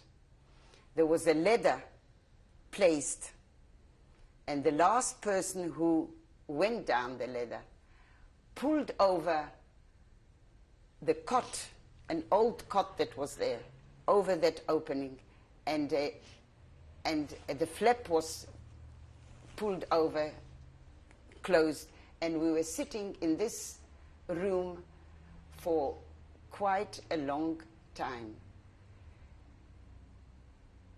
We were coming out only at night into our apartment to cook a bit of food, a bit of soup. We had some fat. It was actually horse fat. It was yellow. It was the only thing we could obtain. My father didn't know. He didn't know that was a different color. But when he suspected it, we had to admit to him, and he stopped eating it. We had to have some fat in our bodies. We sat there through the night and even spent the Pesach. It was April 1943. My father had a piece of matzah which he shared the first and the second night, reciting the prayer over the matzah. While we were sitting in this hiding, the Germans, with the aid of the Jewish police, were searching, looking for Jews in the apartments. From outside, they couldn't see that this room was closed, that it was enclosed, because all the windows looked alike. It was rather a big building, and all the windows were uniform. So from outside they couldn't see. But when they came to our flat and looked, it was empty. We left it in disarray, as people would have left with a raid. So they didn't suspect anybody being there. But they searched in every apartment. We used to hear their footsteps and sit quiet. There was a man with us who used to live in the building before the war in Miller 19. His name was Moshe. He was a baker, and we called him Moshe Baker. He approached us and said, "You've got to take me into your hiding. I have got nowhere to go. And my wife and the small little child." And there was no way we could say no. We had to take him in with us. But the child was an obstacle. We had a pillow ready. There was a pillow, and the mother kept it in whenever the Germans were in the next room or above us searching and looking. She had a pillow in readiness to cover the baby's face.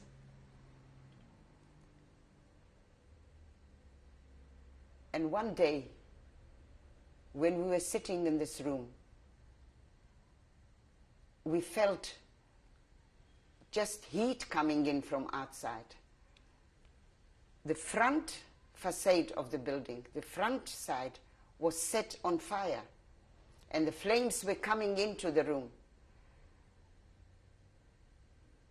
We had no other way but to climb out,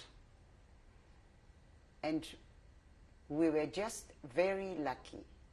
We were thoughtful before, because we prepared another bunker in readiness. It was just a thought, and we were really lucky, because we found a place in the last courtyard of the same building, Miller 19. a cellar where people used to store before the war potatoes and coal for the winter months. There were little cubicles, and in the very last large cubicle, we've prepared shelves and stored a bit of food like dried farfel and some fat, water, candles. And when we had to leave that room that we were in, that we were hiding in on the front facade of Milan 19, we all went down to this cellar. We pulled an old toilet that was lying, a broken piece of toilet, just close to the door, and we went and we sat there in that cellar, venturing out only at night. We got out to get a bit of fresh air, to get some food outside. We couldn't stand up in the cellar. We were all sitting and leaning against each other. It was very stuffy. The candles wouldn't even burn for lack of oxygen. But we were still alive. When we came out, we were still free. But it wasn't to last long. We felt the heat that was unbearable. We began to suffocate. The walls were hot. And we realized that this part of the building where we were hiding in the last courtyard was also set on fire. This was the way the Germans decided to get the rest of the Jews out. This was already May 1943. It was a month after the uprising was crushed. We still managed to survive. Did you ever think about dying? Continually. That is why we were hiding. We had the will to live. And this is what kept us going. We couldn't breathe in that cellar. We realized that this part of the building was on fire. We had to climb out of the cellar. And when we came out, the whole ghetto was in flames. It was night. But the light, the flames were so strong that the night was like the day. The flames were reaching the skies. People were running in all directions. They didn't know where to go. They're running between the flames. Their hair was burning. Their clothes was on fire. There was a woman that was hanging from a balcony. She was dead. We found another woman sitting on a step with a baby at her breast. The baby was still sucking, but the woman was dead. The smell of the burning feathers and the sight of the flames reaching the skies is forever in my nostrils and in my sight.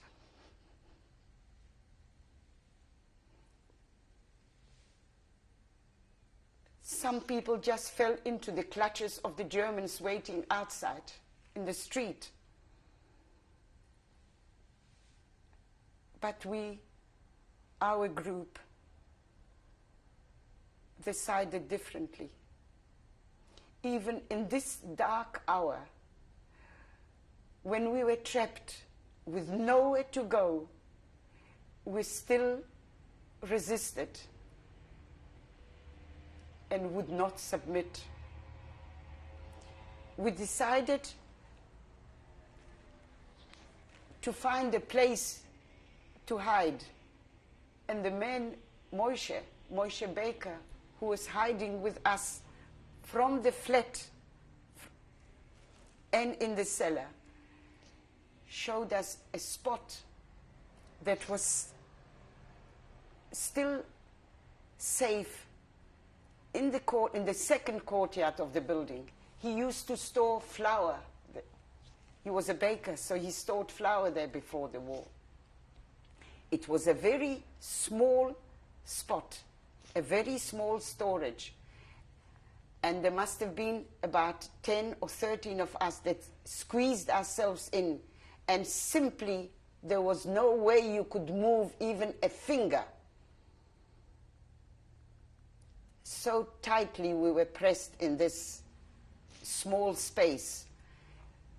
We pulled over the flap and we sat there every night, again venturing out only in the daytime. I'm sorry. We sat there every day and only venturing out at night to straighten out our limbs and to get a bit of fresh air.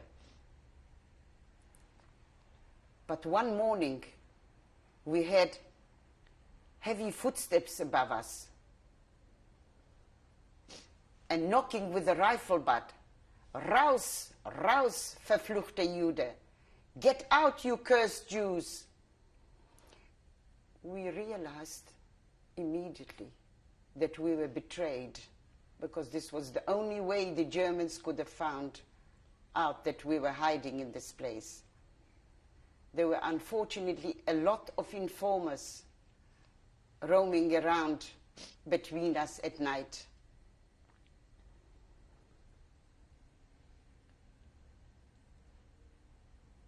When we got out one by one into the daylight, we were blinded because we haven't seen daylight for weeks. Our eyes were not used to it. The Germans made us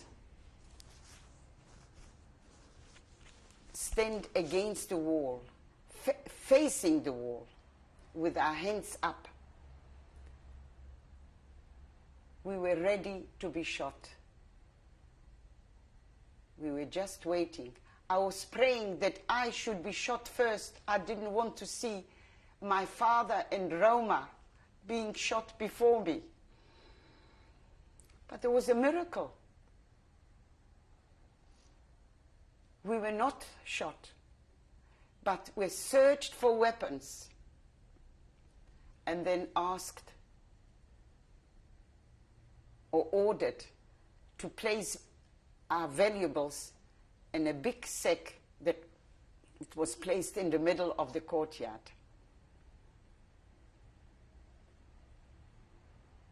I didn't do it, nor did Roma and my father. We kept it. We just thought there's always time to give up what we've got. We walked out and through the ruins into the street where we were marched to Umschlagplatz. But what we saw was there's still a world. We didn't realize when we were in hiding all these months and locked up in the ghetto.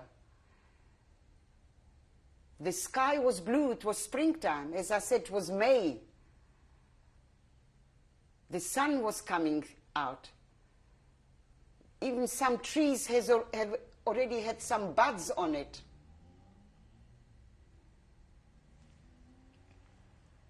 It was unbelievable. And we were going to our death.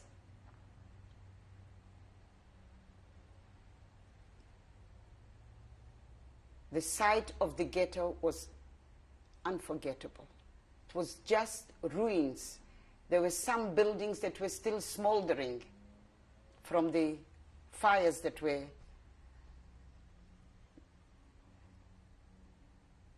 When we got to Umschlagplatz,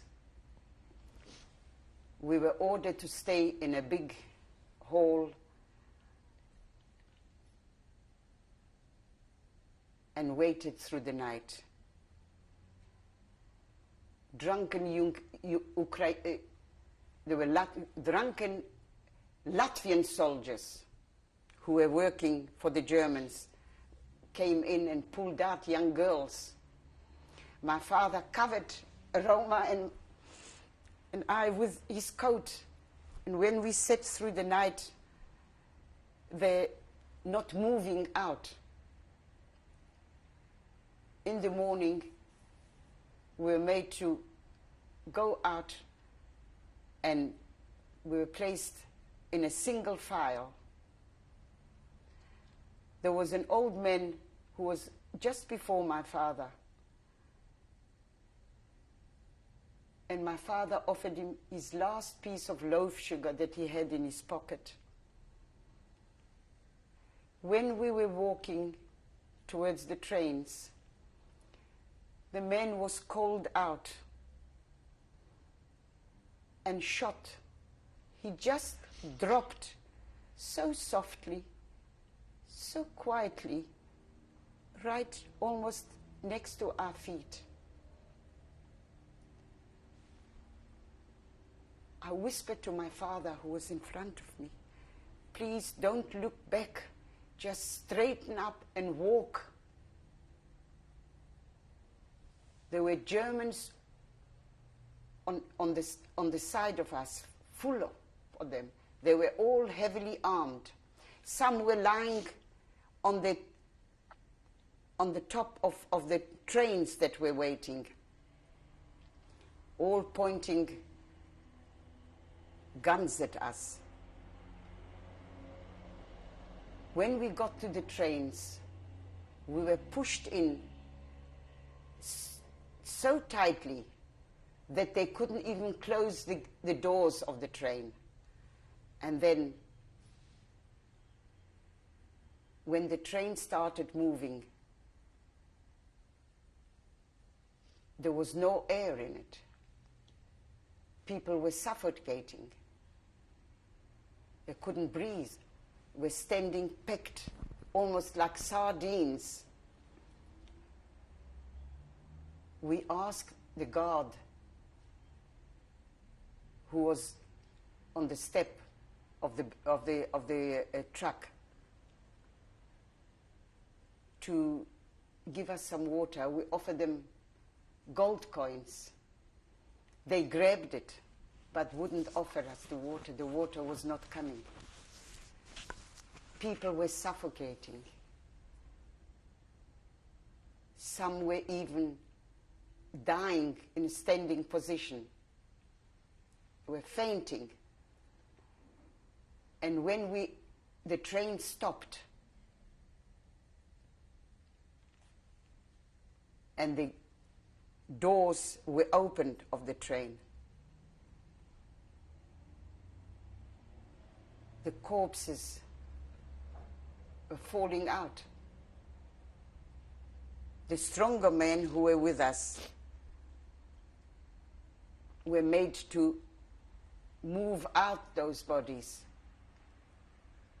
My father was not in a position to move. He must have fainted. We couldn't move him. We couldn't get him to stand up. We had to leave him. So Roma and myself joined the others, and we marched towards a building that was whitewashed. And one of us, there was somebody between us that said, "This is Treblinka." But the men who were working in cleaning up the platform there, they were prisoners with striped uniforms, told us that we were at a railway station called Lipova 7, which was near Lublin.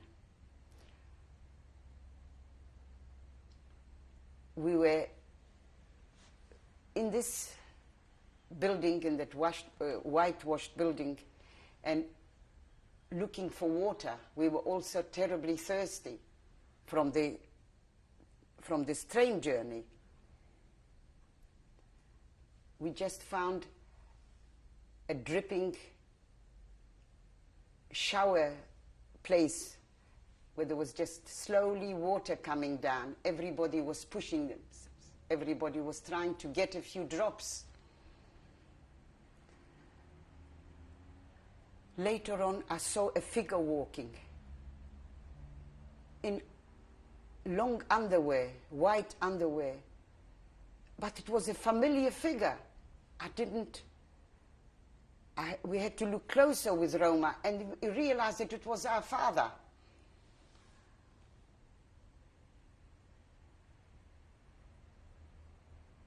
What we found out later, after the war, that there were two men who were cleaning out the wagons, the trucks, who were with us during in Mila 19 and in the train. And they knew my father very well because we were together in hiding. When they pulled out my father as dead, they realized that he was warm. They helped him to stand up and helped him into the building. He must have taken off all his clothing because he came only in his underwear. And he kept on repeating. He was actually dazed. He kept on repeating and asking where his part of the underwear was, where he had stitched in his valuables. But this was left behind.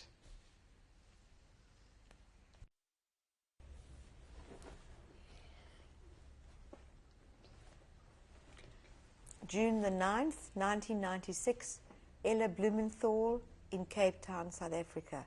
Tape 6. We were so happy to find my father. That was Roma and myself. We hugged him and kissed him. I managed to find a coat for him, which was lying somewhere around.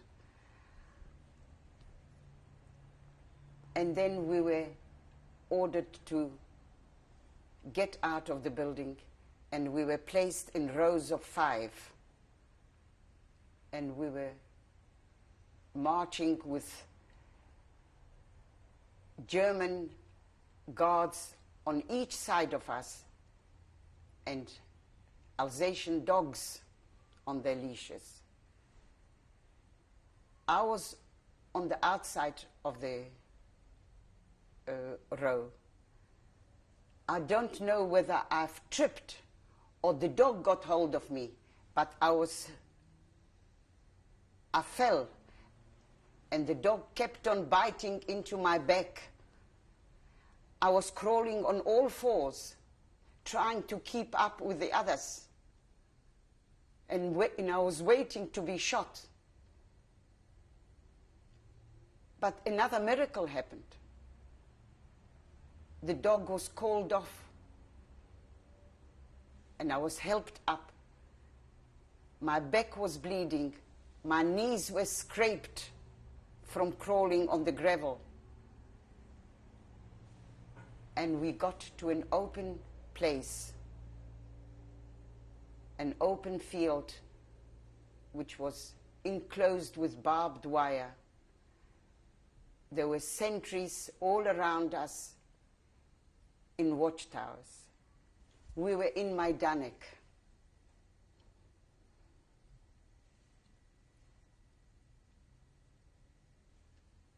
There were a lot of people, old and young, men and women. While we were waiting for orders, I was holding tightly Roma and another friend of mine,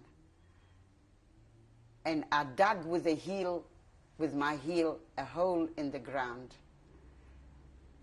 and I placed part of my valuables in it, thinking, hoping that I would come back. We marked the place carefully. And we moved away. Then women with children and older women were marched off to the crematoriums. Then the older men were taken away, and my father was among them.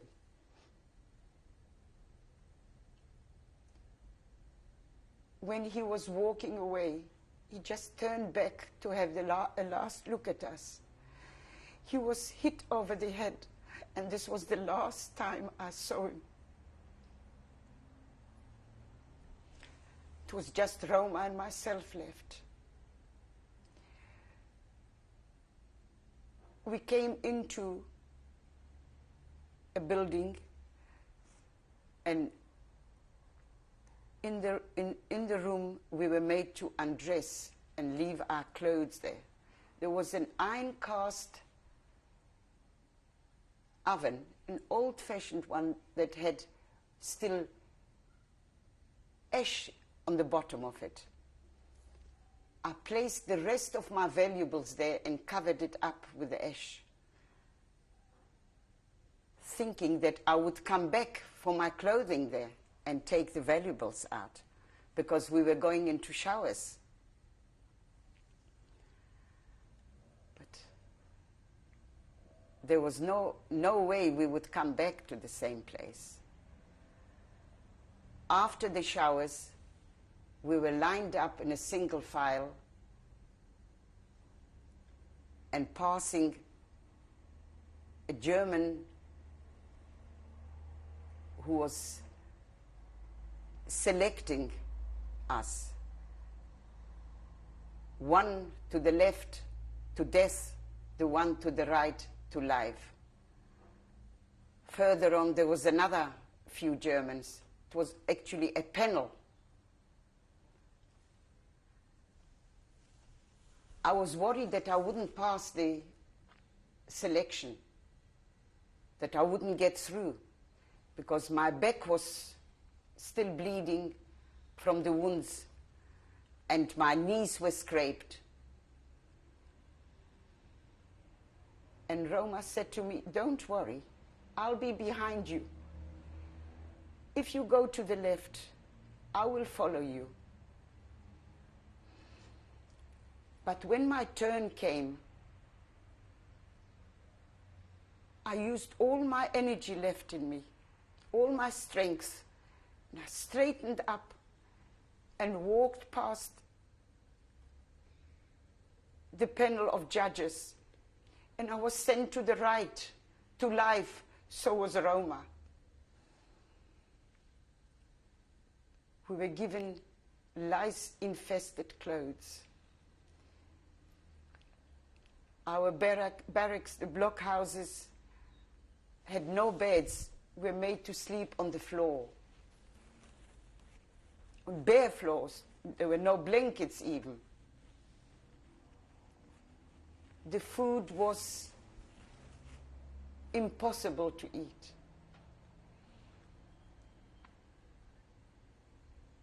We were counted morning and evening. We worked in different commanders, in different workplaces. We had the toilets were just simply open barrels placed against the fence. And we took us a long time to get used to use these.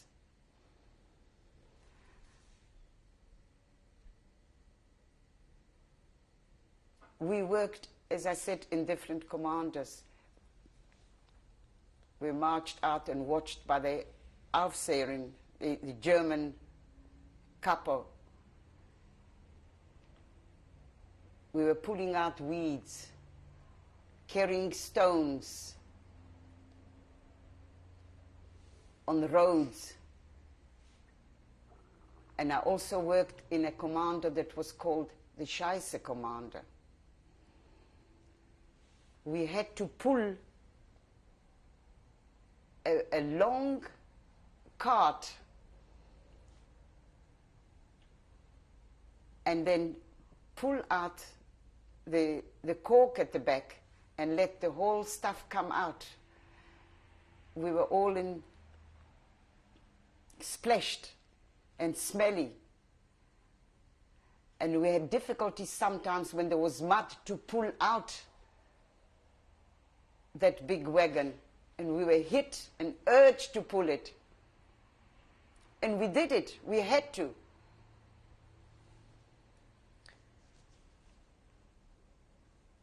Who else was with you in the barracks? What other nationalities? They were mainly Polish girls. Mainly Polish girls from different towns in Poland. One day we were at our appeal, our roll call. We called it apel in Polish. And when we arrived to this roll call, we noticed that there was a scaffolding in the middle of the field, and a girl was brought,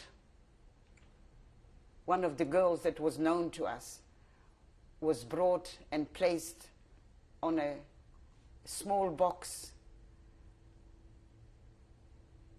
And then the noose was placed around the neck. And it didn't take long. The German SS woman kicked the box from under her feet, and the little body was hanging and turning in the air, and we were made to stand and watch.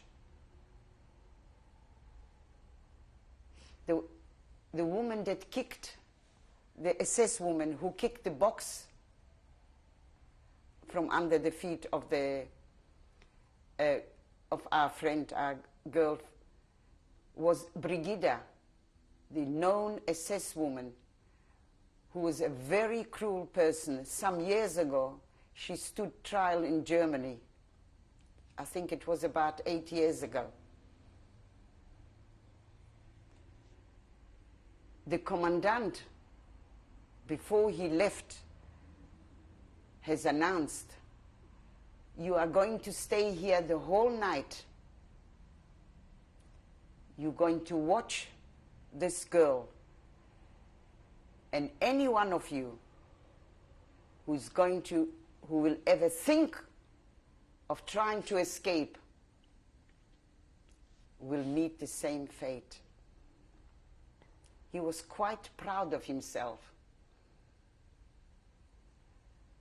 We had to remain the whole night standing and watching this poor girl's body dangling and moving with the wind.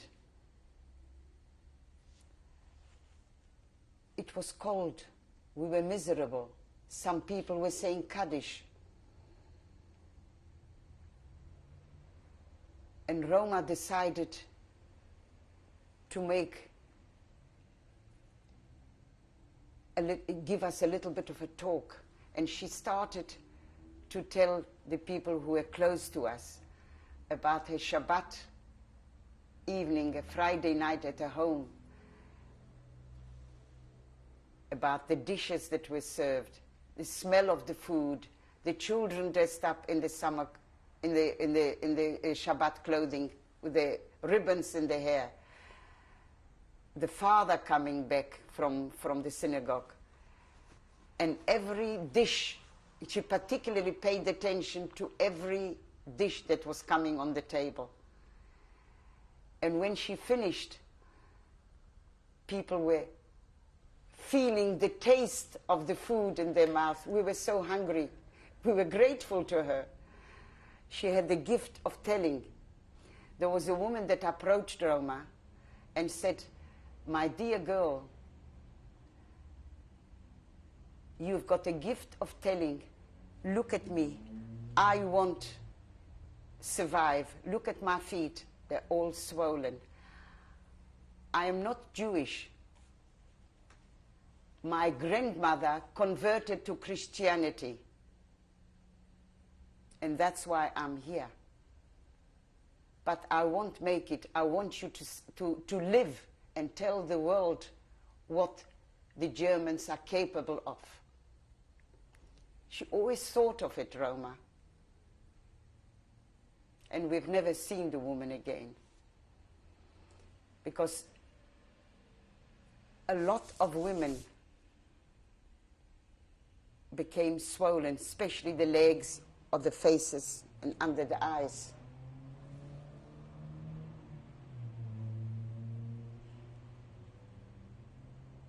We were once bundled into a military truck and driven over to the men's camp. There must have been a few hundred of us. And we were placed in a large blockhouse on this men's camp. The blockhouse was empty. We sat there. Some men came in to ask us when they found out that women were there, if they knew of a sister, of a mother from the women's camp. Everybody was trying to find out what happened to their relatives. One Pole, a Christian man, sat next to me. He brought me even a piece of chicken, and he wouldn't leave me. I was actually scared and asked Roma not to move away. The block was emptied of all the men. And we sat there until we were made to get out of it, of the block. And we were marching to another place. It was a gas chamber.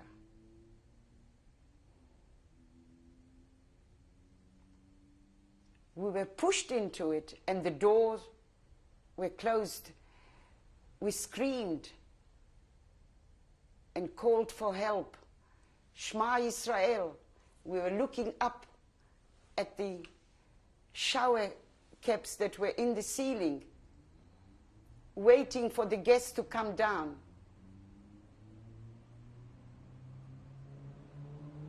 And there was another miracle. The doors opened and a German officer came in and said, "You are not going to be guests. There is another transport coming. We just had word that the amount of people doesn't correspond. There was a mistake. You are going to live. In the morning, we are going to get you out of here." We didn't believe him. Some girls kissed his feet, his boots. And we asked him to allow us to open one tiny window that was in this gas chamber. We asked him to allow us to open it, and he granted us the permission. One girl climbed onto the shoulders of the other one until we got to the top, and fresh air came in. We sat through the night in this gas chamber, looking up at the shower heads in the ceiling and watching if anybody would close that tiny little fan light window. At dawn, we were marched out. And towards us, there was a contingent of women coming from the trains to which we were placed. We were going in. We knew that this was true that the German told us. These were the women that were going to die. They didn't realize. There was nothing we could do. We were packed into the train, again cattle trucks, and we traveled until we arrived to Auschwitz-Birkenau. There was an inscription, Arbeit macht frei, on the gate. Work makes free or freedom. There was an orchestra playing made up of women prisoners, and in front of them there was a panel of commanders from Auschwitz. Among them was Mengele. It could have been Josef Kramer as well.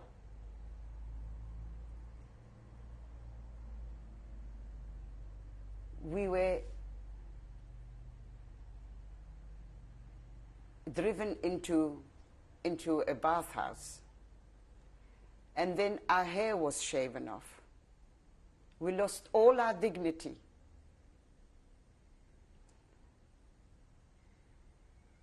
Then our arms were tattooed, and I had number 48,632 with a small triangle underneath. That was for every Jew. That was the sign of a Jew.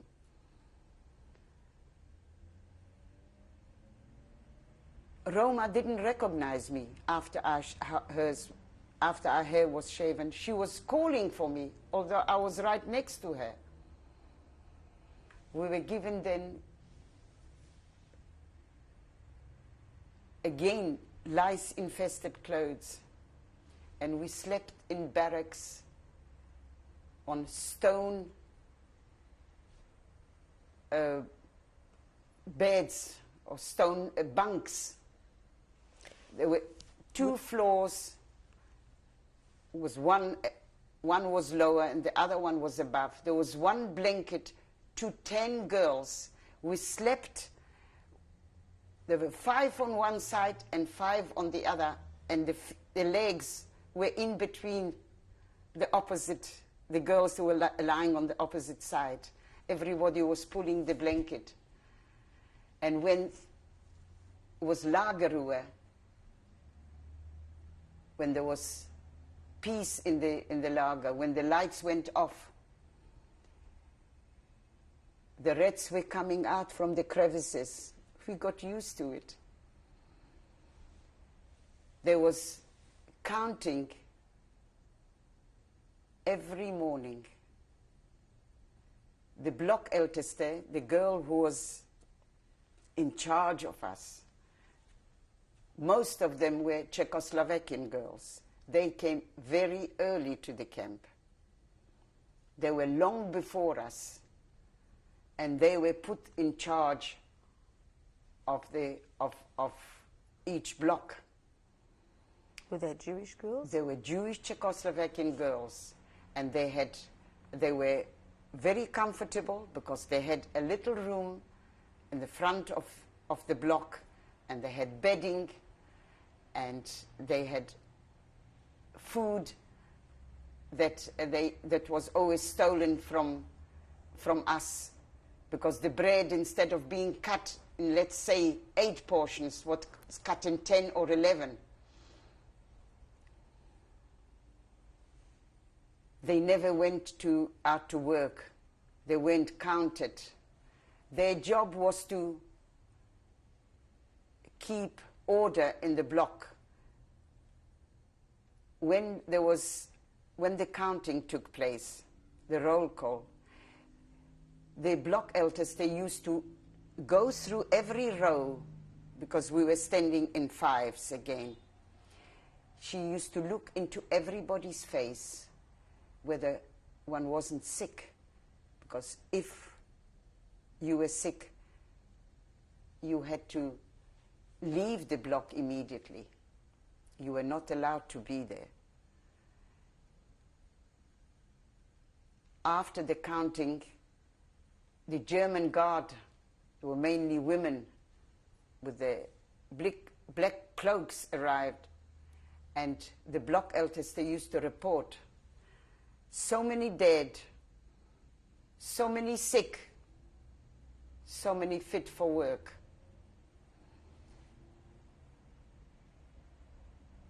Then we got some ersatz, whether it was coffee or tea, some liquid to drink, and we were marched off to work.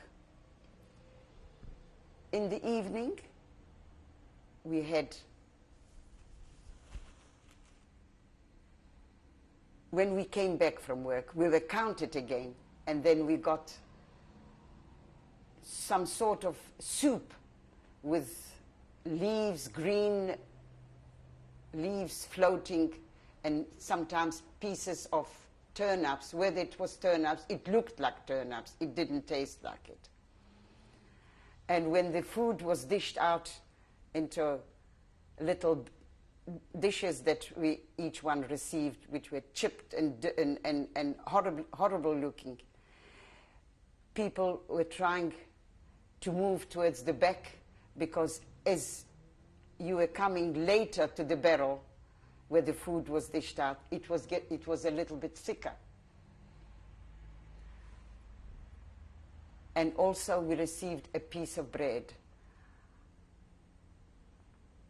It was very muddy, like, it didn't taste like bread at all, but it was brown. I always tried to leave a little piece, a small portion of my bread for the next morning. I knew that it would sustain me for the following day, that I would be able to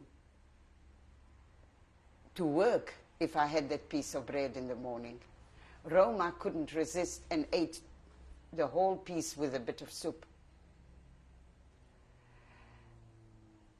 And in the morning she was very weak, and I had to share with her that piece of bread that I saved from the previous day. And she wasn't willing to accept it. How can you give me, you little piece of bread? I've eaten up mine the night before. But she couldn't resist, and eventually she accepted it, and it became that I was keeping my piece of bread for her every day. We worked in different commanders, again in the fields. It was difficult to get through the place with the gates. We were counted again when we went out to work, which was usually outside the camp. We had wooden clogs, and in the mud it was difficult to get out the clogs. And wintertime, the snow got stuck to the bottom, and we walked like on stilts. The snow got stuck to it, and it was difficult to walk.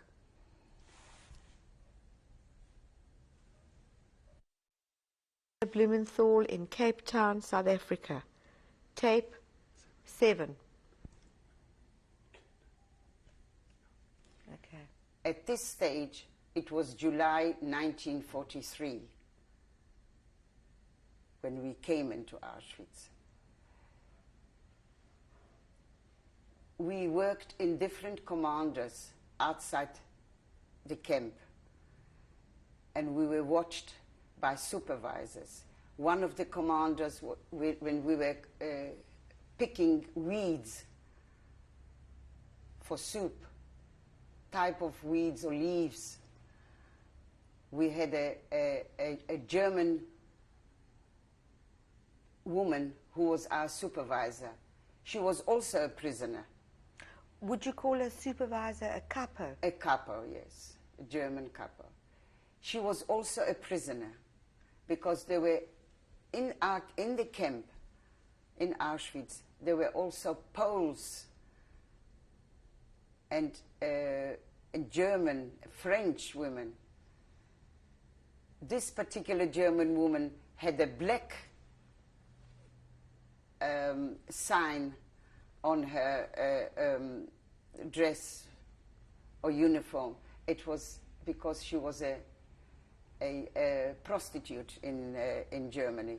There were spies. There were all different reasons for being sent to Auschwitz. She was very cruel. She was toothless. And when our basket of weeds was full, she simply pushed them down, got into the basket, pressed them down with the big boots that she was wearing, and we had to start all anew. We tried to get under a tree because sometimes an apple used to fall down. We used to find it on the ground. She was screaming, "Where do you look for weeds? Under the tree. Do the weeds grow under the trees?" And God help if she found somebody chewing an apple. She used to knock out the teeth of them. There were different commanders that we were working at. Building roads. I was carrying heavy bags of cement, stones. It was very difficult. It was very hard. And when we arrived back into the block, we were all exhausted, dragging our feet. One day, when we were marching out to the outside commander, there was a contingent of men coming into our camp, into the women's camp. And there was somebody was shouting, "Warsaw, Warsaw." And we replied, and the following day we met again. And it was Moshe Baker, the one that was hiding with us on Mila. He threw a little note the following day to us, asking whether we haven't seen his wife in the camp. And then he threw us 2 cigarettes, and we were so well away because each cigarette was worth a portion of bread. We sold this cigarette. You see, there were people that, like Polish women, for example, that were in Auschwitz. They were getting parcels through the Red Cross, food parcels, but no cigarettes in it. They were selling some of their food for cigarettes. So this was like gold. The next time he threw us a full packet of cigarettes. And we managed we were in business already. That was all after we came back from work, when there was a little bit of free time. We bought a jersey, we bought some raw potatoes, and we sliced it onto our bread, and it was delicious. Believe you me. Have you ever tasted raw potatoes?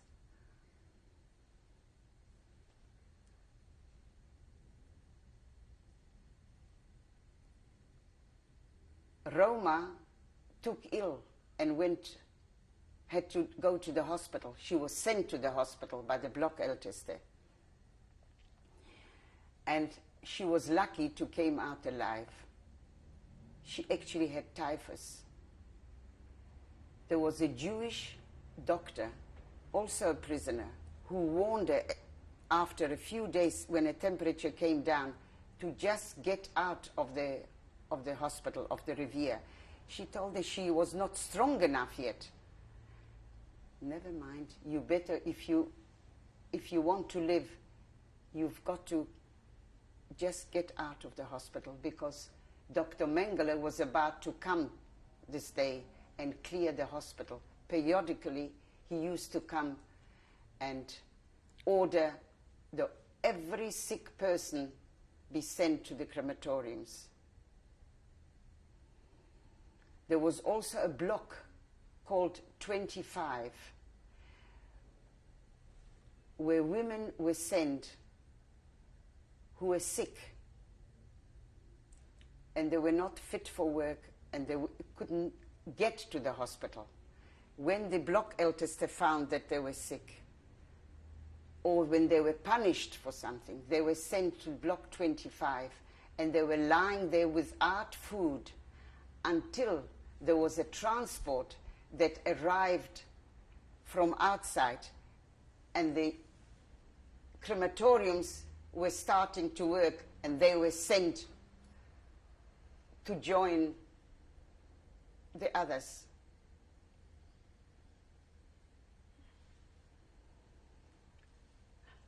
I once met a girl who told me that she was from Janów Lubelski, and she managed to escape.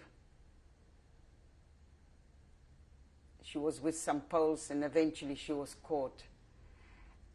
And she told me that she knew my brother Henrik and his wife and child, and also told me the fate of those people. All the Jews from the whole district were taken to a forest and shot. But I always believed and always hoped that my brother would leave that little girl with some Poles because she had Aryan features. But I've never found her. We made inquiries. This girl had a pool in the camp, and I've asked her to please help me and find an easier job for Roma. And eventually one day Roma's number was called out and she was placed in a in Bekleidungskammer. This was a wonderful place to work in because there was no selection, there was no counting, there was no roll calls. You were in a block which was enclosed, you were not working outside. They were sorting clothes that came from the crematoriums before the people got to the crematoriums. The clothing came here and it was sorted. Underwear, children's clothing, men's clothing. Then it was, all the best was sent off to Germany. The clothes in the best condition. But she got out from there because the supervisor, the German capo, Frau Schmidt, didn't want to keep her there. She had protectia children there. Girls who were sent by men who worked in the Sonderkommando. They were friends or relations or came from the same town. And those men in the Sonderkommando had lots of gold and valuables because they worked at the crematoriums and they could retrieve from the bodies, from the clothing that came in, valuables. They were very well away.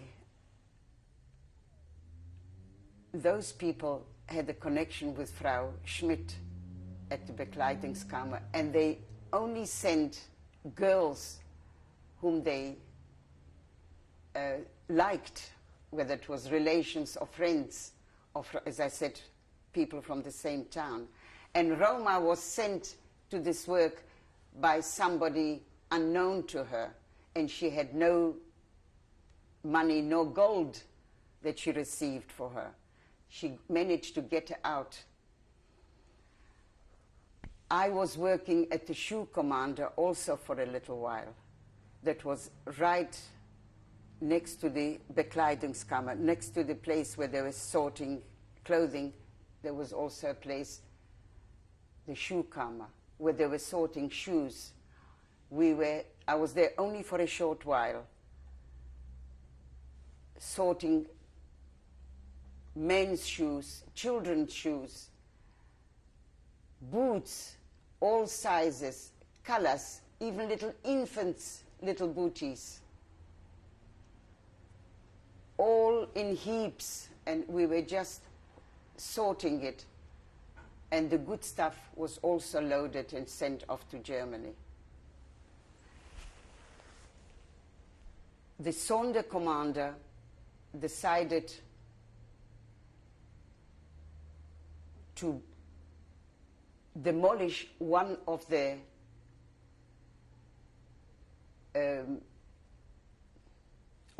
chimneys in the crematorium. Actually, they wanted to break down the whole crematorium. And there were girls that worked in a commando where they worked with helping with stuff to blow up dynamite. And they were smuggling it to the men in the Sonderkommando. You remember when I said the Sonderkommando men were working at the crematoriums.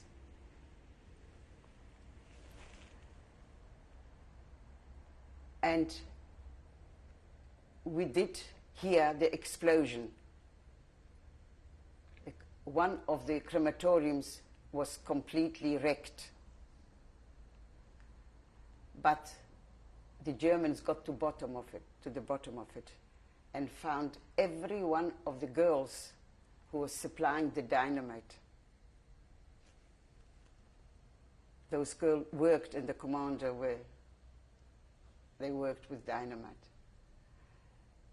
And the men were shot. But the other crematoriums were still working in full.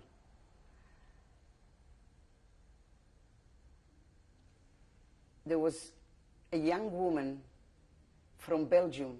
Her name was Mala. She was a Lauferin. She used to bring messages from the German commandant to the Aufseherins or to the Älteste, the block Älteste, the people in charge of the blocks. She was a messenger. She spoke French fluently, English, German. Well, English was not necessary, really. She spoke Polish because she was of Polish descent. And she was a very kind girl. She was known to everybody in Auschwitz. And we heard that she escaped. The sirens were blowing. And we had to all get into our blocks. Nobody was moving around. Everything was quiet. We couldn't even go to the toilets. There were buckets placed in the block.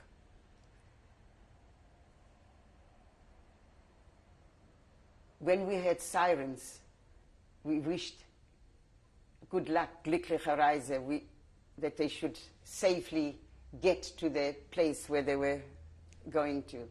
But Mala was brought back, because one day she was found and brought back, and she was hanged while we were all watching. When they brought her in, she was beaten up. We couldn't recognize her. They must have tried to find out how she got out. She actually escaped with a Pole, with a man, and he was also brought back. So there was no way of escaping from Auschwitz. The transports were arriving from different countries. Poland, Hungary, Greece. They were mainly stopping at night so that we didn't see them and the new arrivals would not see us in the conditions that we were without hair and almost skeletons walking around. So they were mainly brought during the night. But in the morning, we saw the fire billowing out of the chimneys, and the smell of the human bodies was all over, and I can never, never forget. The smell always remains with me. The human fat and hair.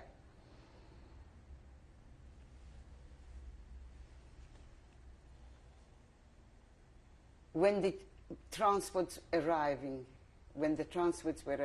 we had to remain in the blocks. We were not allowed to go out. When the Hungarian transports arrived,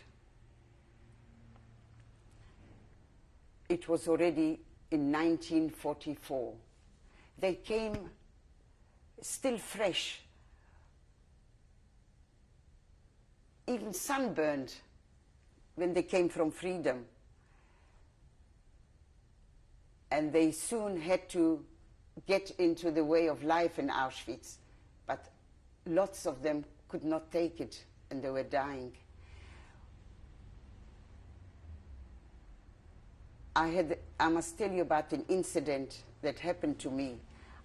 We were all in a group of people, and then there was quite a lot of noise, and I was told that there must be quiet.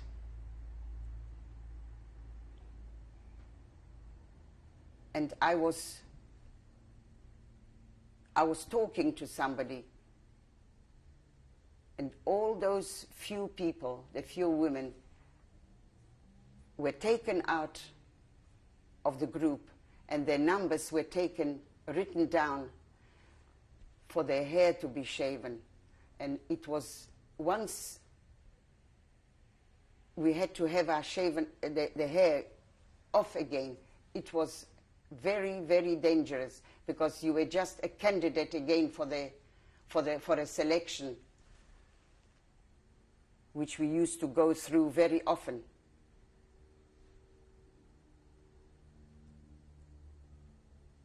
There was a girl standing there who was a Pole. She only had a number, but not the triangle. And I knew her, but I pretended that I didn't know her. She was a sister of a friend of ours, and she was in Auschwitz as a Christian. And I looked at her, begging her with my eyes to take out my number, and she realized what I was trying to tell her. And she took out my number, and I was saved, really, because all the other girls were taken away and their hair was shaven off. And I'm sure that they were not brought back into the camp. So this is why I escaped again the death.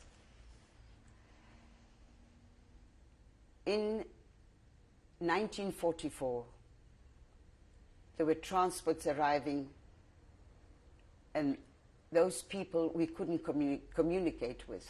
They couldn't speak Yiddish, they couldn't speak Polish, they couldn't speak German. And we tried to find out where they come from. It was very difficult. And I asked, then I decided to find out, and said, Shabbat, Shabbat, Shabbat, Shabbat. They were Greek people. I later found out that they actually came from Rhode Island. They were actually falling like flies. They couldn't speak the language. They couldn't get to work. It was very difficult for them to remain in the camp. We once went nach vorne, Roma and myself, and asked the German in charge, who was at the gates, to try and let us have an easier work. We showed them our numbers. We reported prisoner number 48,632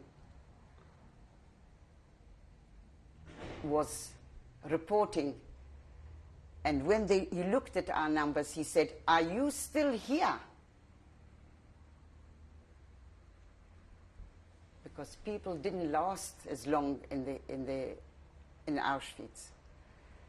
He did help us, and we were working in Weberei. We were plaiting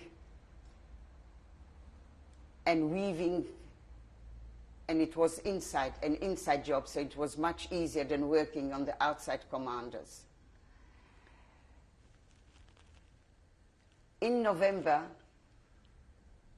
1943, our numbers were written down, and we left Auschwitz. How old were you then? I was a teenager. I don't remember what.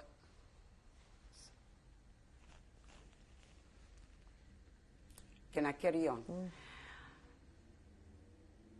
Our numbers were written down, and we left Auschwitz. It was the only transport, the first and the only transport that ever left Auschwitz. They packed us into trains.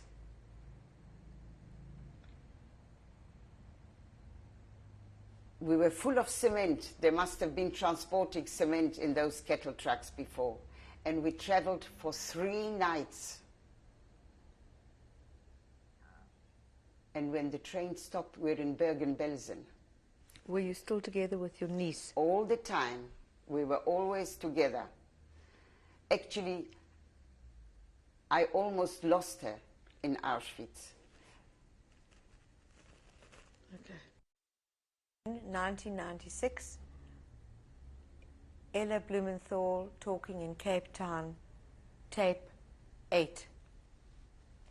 Ella, before we move on to Bergen-Belsen, is there anything else you'd like to tell us about your experiences in Auschwitz? Yes.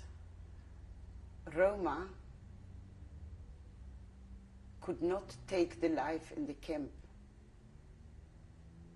Particularly, it was in the beginning, and she decided to end the life.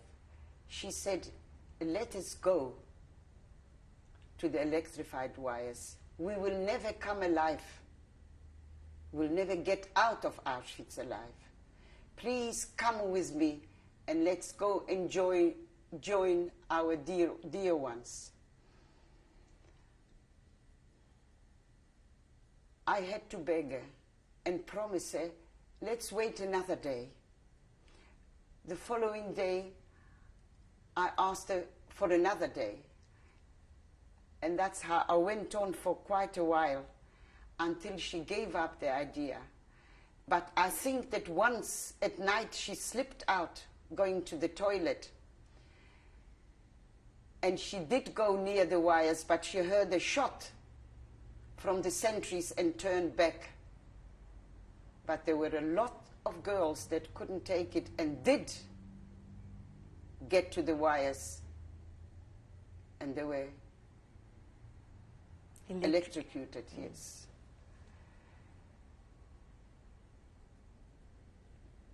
Talking of going to the toilet, our toilets were round holes in one hole, in a hole, and round holes on both sides of a big slab. And we were urged and chased. You couldn't stay long because there was a long queue. There was only one wash basin there as well. And in the morning, you couldn't get near it. I often washed myself in snow during the winter because you couldn't get near the tap.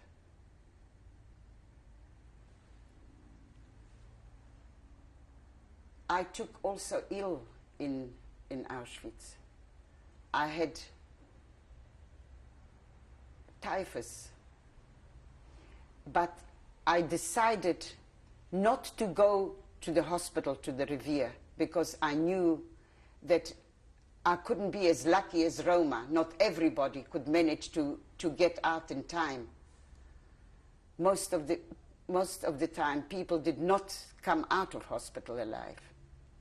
Because, as I said, they were cleared and sent, the hospital blocks were cleared and sent to the crematoriums. I tried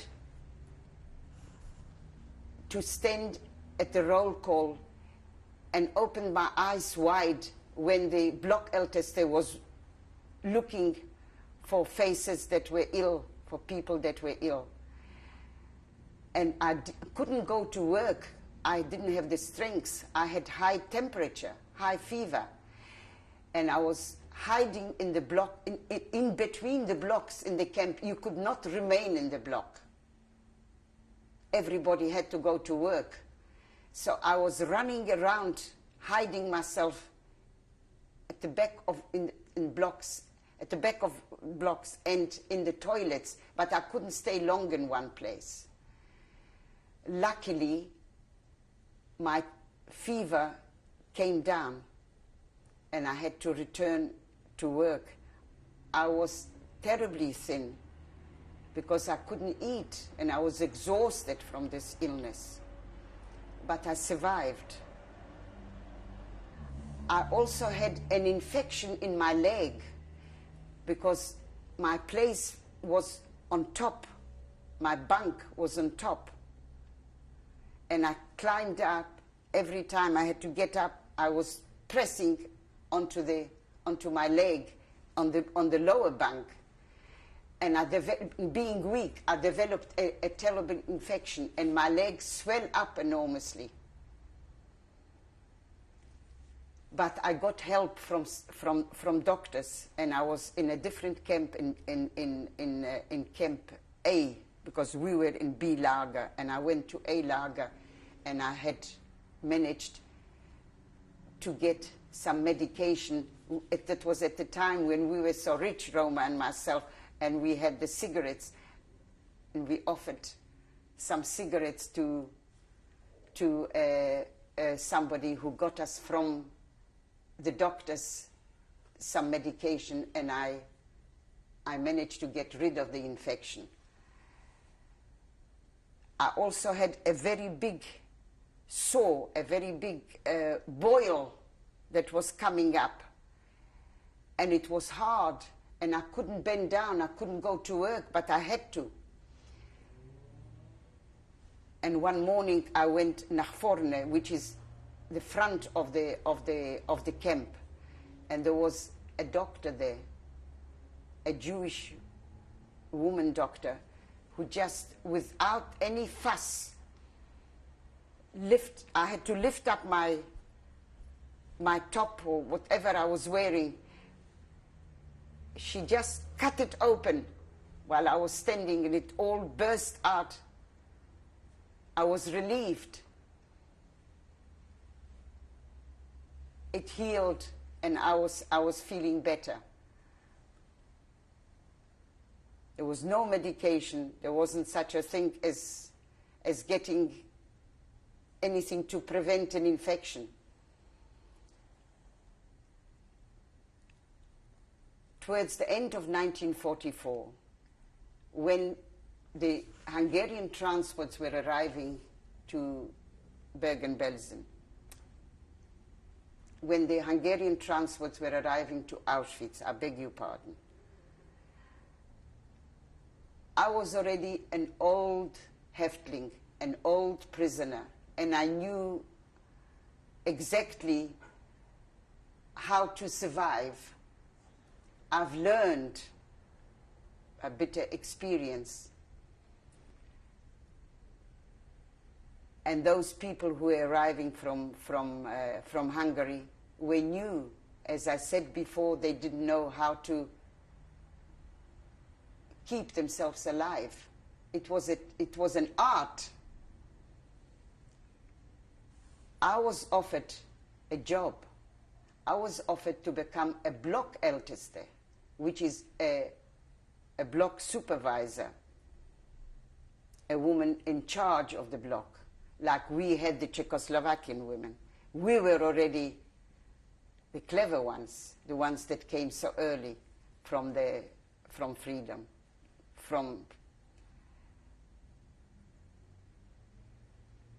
I was told that I could become a block Älteste and be in charge of the Hungarian girls. But I immediately refused. I had no hesitation.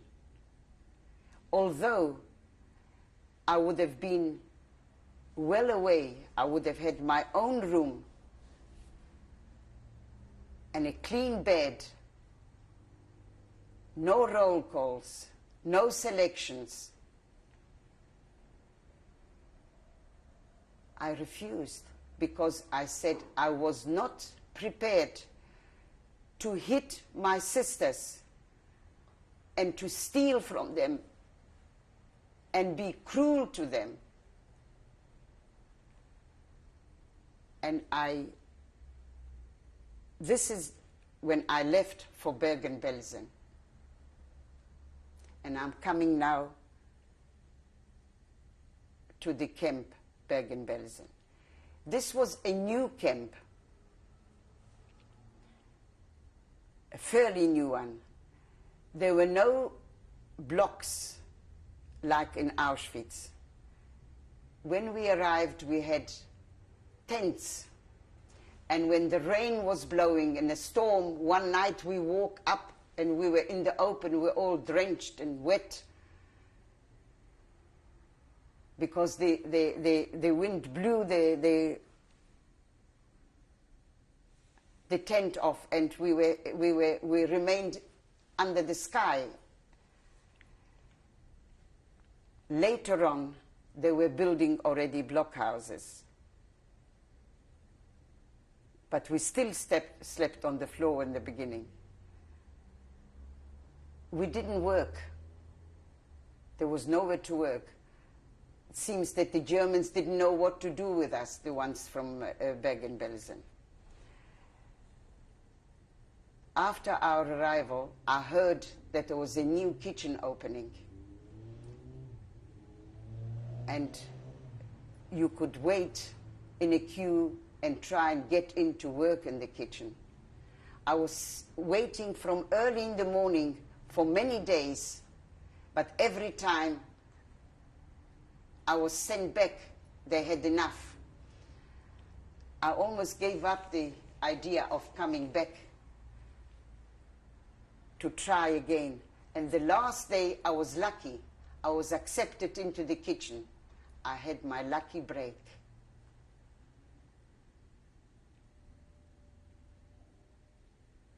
I was sitting and peeling potatoes the whole day.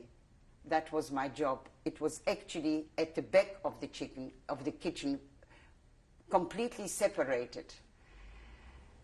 But the German officer in charge of the kitchen was Obersturmführer.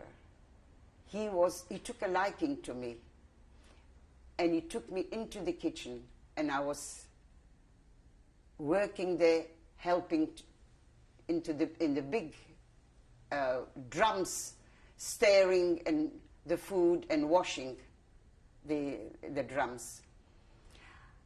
It was a good thing to work in the kitchen because you could organize. That's what we called. It wasn't stealing. We called it organizing. I always managed to organize something, like a piece of potato or a piece of any other vegetable, even a scrap of meat sometimes. And I used to bring it to Roma. There were 2 Hungarian girls who were with us in Bergen-Belsen in our block, and we helped them. There were 2 sisters, Etta, Weiss, and I can't remember the other one's name. They were very grateful because we shared the food that I was bringing in, that I was organizing from the kitchen. We shared it with them equally. They said they would never forget us in their lives. They were very, very grateful to us. And we were like sisters. Roma, myself, and the two vice girls, the two sisters.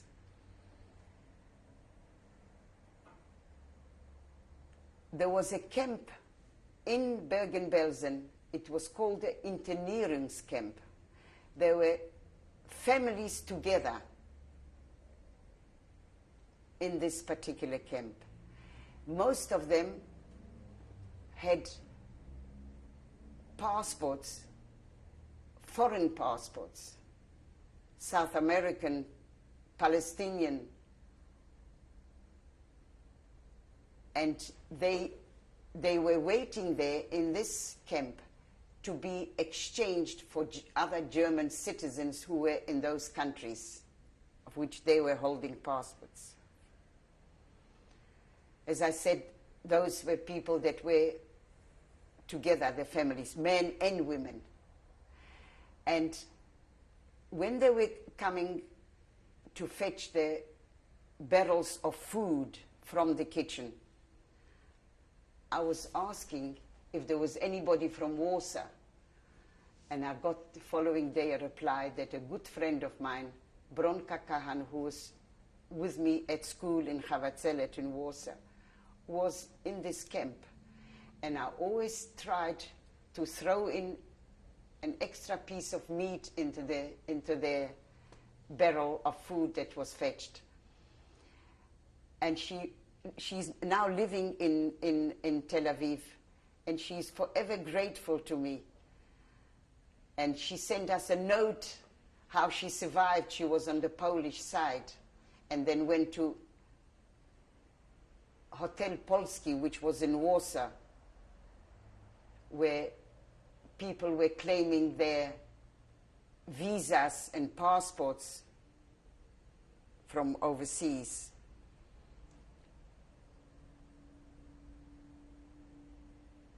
In Auschwitz, as I said in the beginning, there wasn't much work to be done. But new transports arrived, and a lot of people and the commandants from Auschwitz came to Bergen-Belsen because the camp in Auschwitz was already being evacuated. That was in the beginning of 1945. We were already in 1945. And then we felt as we would have been again in Auschwitz. There was roll calls, was work to be done. But there were no crematoriums. But they really didn't need any, because people were dying, starving of hunger, of illness. The camp wasn't organized really. The heaps of corpses were mounting up outside every block. They were just higher than the blocks, were rotting and drying in the sun.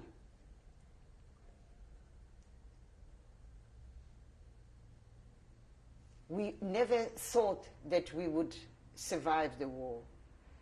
We were already so exhausted. But the sun shined for us. There were planes that we heard were coming over us. We heard distinctly the roar of the planes. And we realized, and we were happy to say they were ours, they were ours. We knew that there were the Allies coming, but we were worried that we would end up when bombs were falling down, because they were shelling. And after a few days, when we walked out, there was a big tank that rolled into the camp. And there was a British soldier sitting on top, and our Lager commander with a white band on his arm. It was Josef Kramer. We actually were almost prepared for the freedom, because just, I remembered now, that when I was in the kitchen, I saw the officer, the German officer, the Obersturmführer, sitting the last few days at his desk with his head bent down. We also saw the Germans wheeling documents in the main camp street, on the main camp road, rather. There were things happening. We saw the sentries with white bands. This was just before the liberation. We could feel there was a change, and we expected to be liberated. When the tank moved into the camp, there were white flags already all over in the sentries, in the watchtowers, and we kissed the tank, and we were advised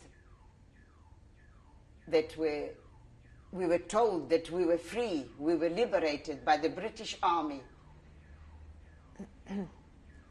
that medical supplies were arriving and food was arriving.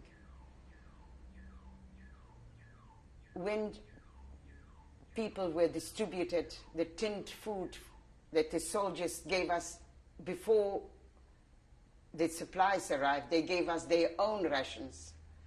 I warned Roma not to touch it, because our stomachs were not used to any rich or normal food. And unfortunately, a lot of people died.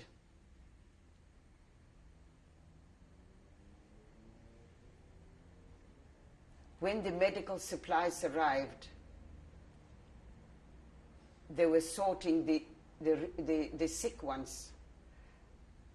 The ones with the tuberculosis, for example, had a red sticker on their forehead, and other illnesses had different ones.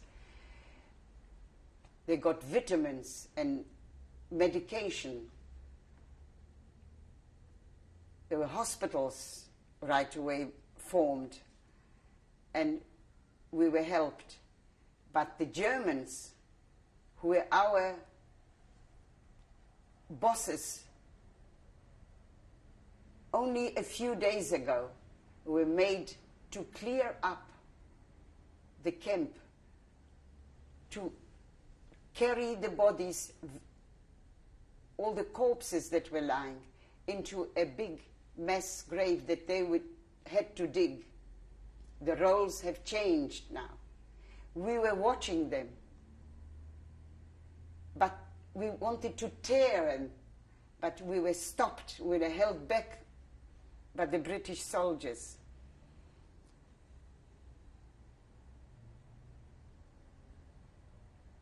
And I worked continually in the kitchen while being with the British, and decided to go to Poland to search for my family. I would like to mention also that we were moved from our barracks into the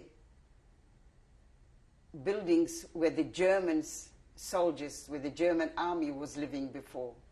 There were clean beds, 3 clean beds in our room, and behind the door there was a wonderful thing, a wash basin with a tap, running water in a tap. This was something that we have forgotten about. I made the decision to go to Poland, to seek family of mine. I left Roma behind because I thought that maybe she would hear from a father who was living in Palestine. I did mention it, did I? The one that sent the visas to my brother-in-law, Shmuel Rothstein, was living in... We remembered his address, where he was in Palestine. He'd been there all the time. He's been there all the time during the war. And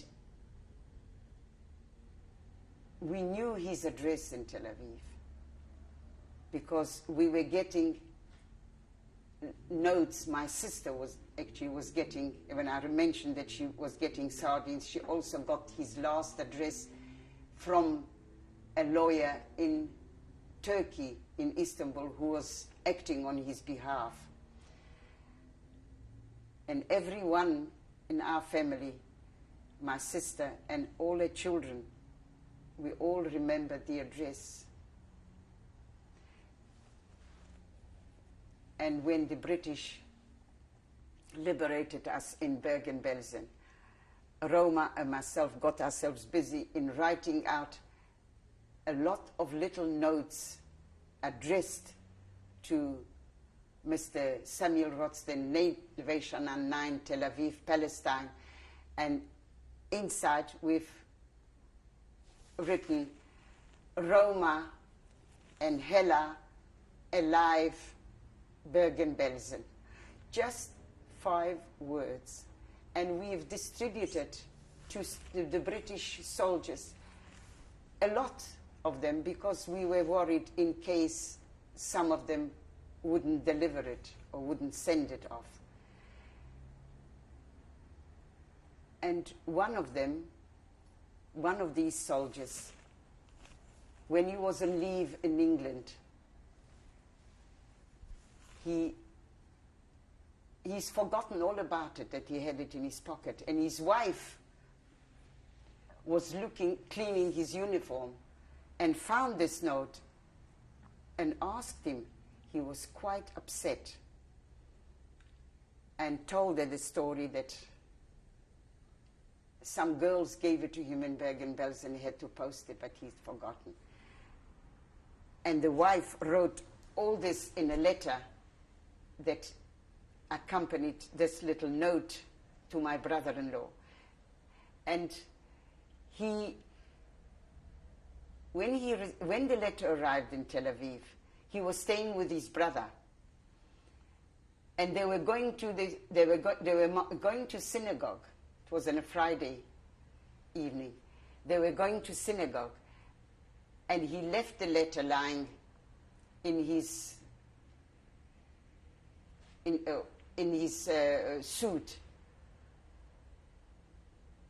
They couldn't open it. He's forgotten about it. Not until a week or two later did he find the letter in his pocket and handed it to my brother-in-law. He was surprised to see a note, a letter from England. He didn't expect any. He kept it for another 2 days because it was Shavuot and you're not allowed to cut open a letter. And when he opened it, he found the news, and then he started get the machine going, rolling, and he got in touch with this Dr. Hillel Zeidman, who was at the time he was in Paris, and he was in charge of the Agudat Israel, and he got again in turn in touch with us in Bergen-Belsen.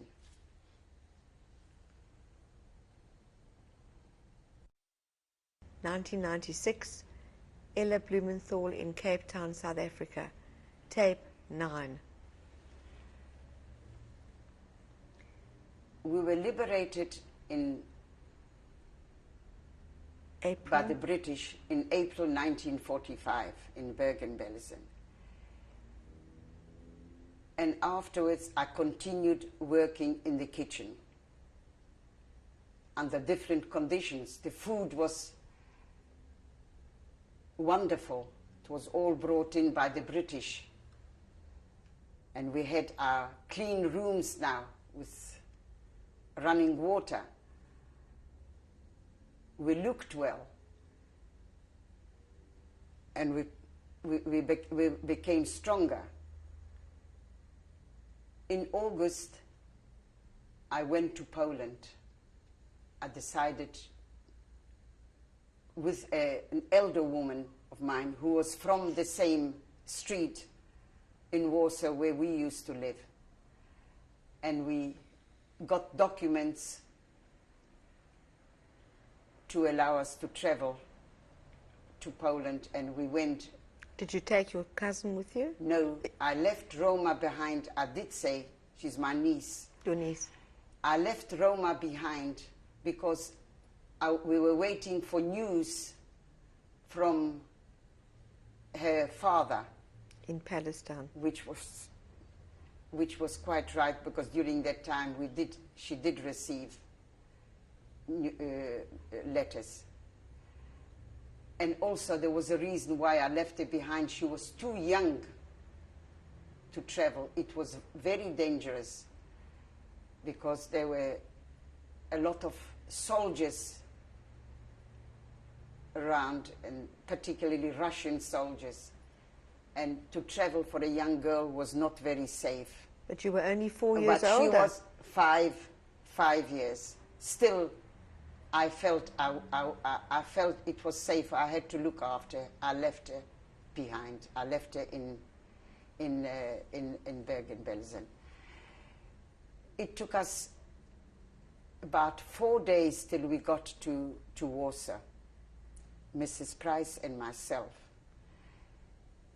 There was a committee in Prague. Warsaw was almost non-functionable. It was, a lot of buildings were in ruins, and Prague, which was on the east side of Warsaw, where we lived, was almost intact, almost.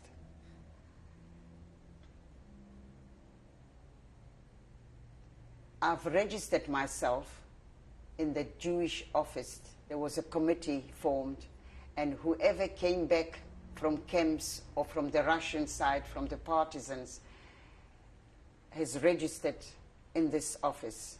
I looked through carefully to find if there were any of my family alive, but unfortunately I couldn't find any. The only thing that I could still find was a building that my parents bought in 1938. And I went there. It was intact. The concierge, the superintendent, recognized me. And there was a note in front of the building that the state is now the Polish government of the state are the owners of the building. The name of my parents was removed. I went to a lawyer, and I had no money. I told him that if he will be able to get the building transferred to my name, I would let him have a percentage or his fees. And then I traveled to find my little niece. As I told you, I was always feeling, and I always had a thought that my brother would leave this child somewhere with Poles, my little niece, Gela. When I was approaching Lublin, I was warned that there were riots. The Poles were killing Jews. I had to turn back, and I never went near never got near the place to look for my niece. And I returned with Mrs. Price back to Bergen-Belsen. It took us a week almost to get back. Trains were very slow and very difficult to find. In Bergen-Belsen, we found eventually a letter from Paris, and we were the very few lucky ones who left Bergen-Belsen in the beginning. And in November 1945, we traveled with other people to Paris in British trucks, military trucks. There was a convoy, about 3 of the trucks, and we went through Holland, traveling to Brussels, where we slept overnight, and then to Paris, where we got in touch with Dr. Hillel Zeidman, who was expecting us. And after staying for 2 nights in a common hall, he placed us in a hotel in Neuilly and introduced us to some people, religious people, where we used to partake in the Sabbath meals. We received clothes from the joint distribution. We were dressed decently. And we even got some woolen material from a gentleman called Barer, who was the secretary of the Agudath Israel. And he introduced us to a tailor, and he made us beautiful suits, each one in different colors. This were our first new beautiful garments that we received after all the years. We also learned, at Berlitz School, we learned English. We studied the language knowing that we would need it. And then my brother-in-law sent this certificate, the visa for Roma, which he had in Palestine. The original one he sent to the Warsaw Ghetto, as I told you before. He applied to the British authorities in Palestine and said that he's got a daughter that he found now. And she got the papers in Paris, and she traveled to Palestine. I was crying, and we slept the last night together. We've never parted since the war, or even before the war, we're together, and particularly what we went through together. When I got to the railway station in Paris, the people saw, the people from Agudath Israel saw in what state we were, and they bought me a ticket to Marseille, and I traveled with my niece and watched her boarding the boat in Marseille.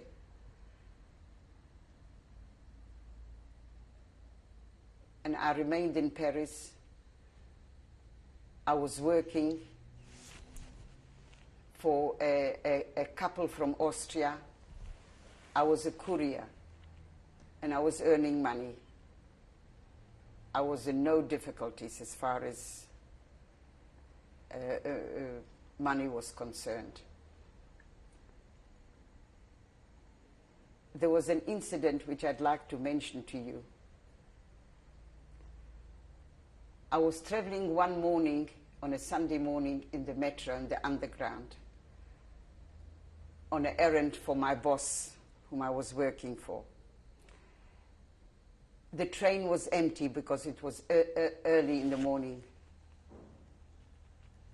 And I saw a man standing at the door, getting ready to get out at the next station. And I looked at him and looked, and the face was quite familiar to me. And when I approached him and asked him, "Do you speak Polish?" He said, "Yes." I approached him in French and asked him, "Do you speak Polish?" He says, "Yes." "You speak Yiddish?" He said, "Yes."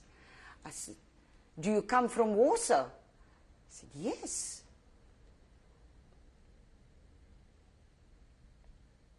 "I know you." He was a cousin of mine, a cousin through my mother's side. And I remembered him because in 1938, a year before the war, he came to visit his parents in Warsaw. And he was invited to our home for Shabbat. And he was sitting at our table. This was the only time that I saw him. I didn't take much notice, but I remembered his features, and they were family features. I remembered his father and mother. And I vaguely remembered his face when I met him in Paris. And you can imagine how happy we were. He asked about his family, what happened to his closest family. He was in the Maquis and he survived, but he lost his wife, but he was remarried. I had to move in with him. He wouldn't let me stay where I was. And I was with him for living with the family until I left Paris.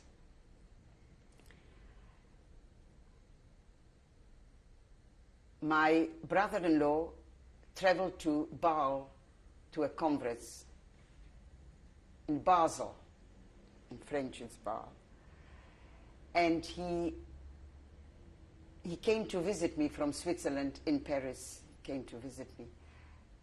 And he decided that there was no place for a young girl to live in Paris alone. When he went back to Palestine, he applied to the British authorities, asking them to issue me with a certificate to enter Palestine. He said he found another daughter. And in Paris, I was helped in getting papers in the name of Rivka Rothstein. I got my carte d'identité, my identity card in this name. And when the certificate, when the permit or the visa arrived in the name of Rivka Rothstein, I traveled to Palestine. I left Paris. Since then, I am officially, I'm living as Rivka Rothstein, the daughter of Samuel Rothstein, where in fact I was born Nechama Frank. But perhaps you could also just remind everybody that Rivka had died.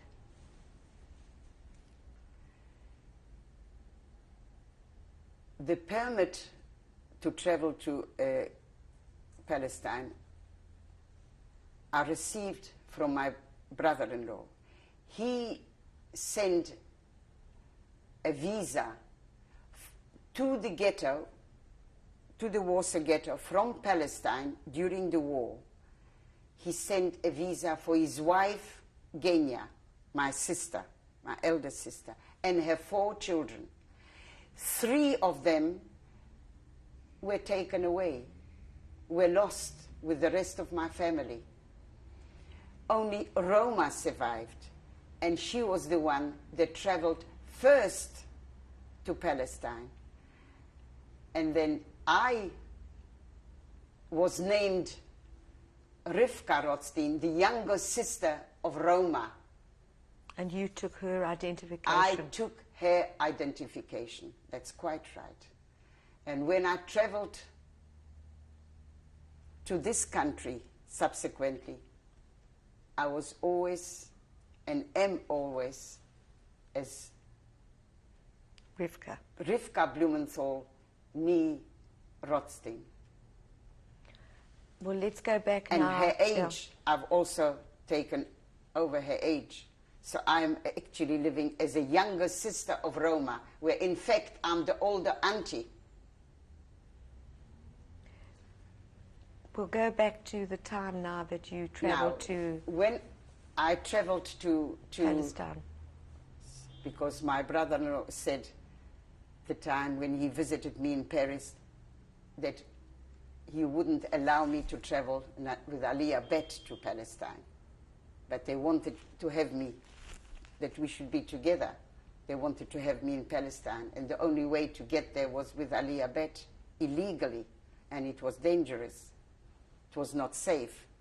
Anyway, I went officially, I had a visa, and I remembered my name. I had to remember the name. In Palestine, I met Isaac Blumenthal. No, but we must go back a little bit. We must go back a little bit. How did you actually travel from Paris? I traveled by boat from Marseille to Haifa. With a whole group of youth? There were a lot of young people. There were Israelis who were studying in Switzerland at university, and there were a lot of people on the boat who were traveling officially with official documents to Palestine. So this wasn't an illegal No, trip. no. I traveled Legally. legally. I had a visa to travel to Palestine. That's why because I was living under the name of my niece, I took over her identity. And what was the ship? Do you remember what it was I called? don't, unfortunately, I don't remember the ship's name, no. I mean, I do remember meeting quite a few students, Israeli Palestinian. Palestinians or Jewish students who were coming back on holiday to Palestine from Switzerland, where they were studying, and we spoke French because I was fluent in French and I could communicate with them. Was there a Zionistic atmosphere on the ship? There was, definitely. We were singing Hebrew songs, and it was a wonderful voyage. It took us a week from Marseille to Haifa. My brother-in-law and Roma were waiting for me. I bought a sewing machine and a fridge in Paris with money that I saved, but unfortunately I could never claim it. It was lost. I bought a sewing machine because Roma was getting married to a man, Shlomo Henchinsky, in Tel Aviv, and he needed it. So that's why I brought a sewing machine and the fridge, because we didn't have one, because my brother-in-law didn't have one. But it never arrived. It was lost in transport.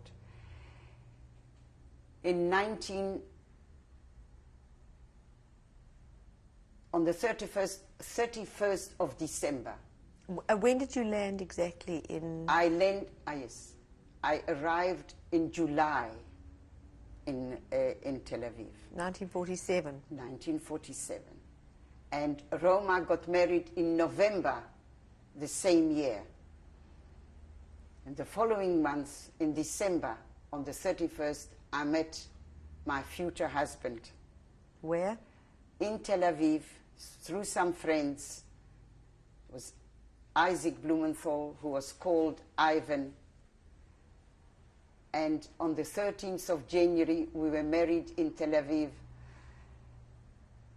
at one of his sister's apartment. He had 5 sisters living in Tel Aviv, and he was on holiday from Johannesburg visiting the family. I traveled back in February to Johannesburg. There was already blockades in between Tel Aviv and Jerusalem. When I went to obtain my passport, we went in convoy.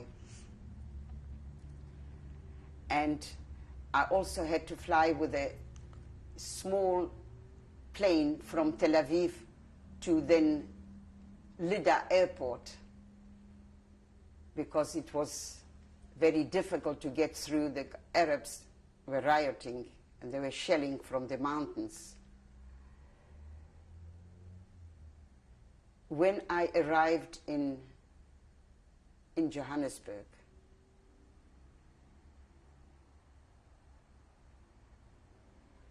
I was called Ella instead of Hella, and everybody calls me since then Ella. And I'm used to this name. I've got so many names already now.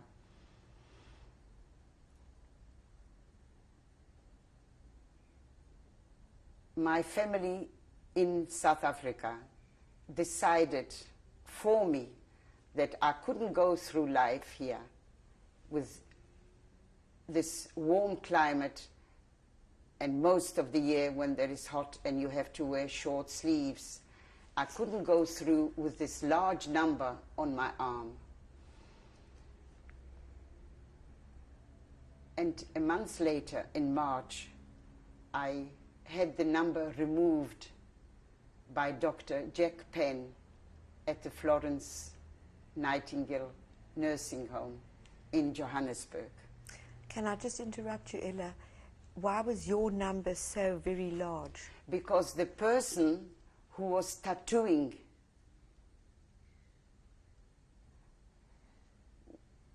had, her handwriting was larger than the other. We were in 2 queues. I was Frank and I was in 1 queue. Roma was R. Rothstein. Her number was done by a different person and it was smaller than mine, because in the queue where I was, everybody's number was large. And this was in Auschwitz? This was in Auschwitz. When we came into Auschwitz, on our arrival in Auschwitz, we had our arms tattooed.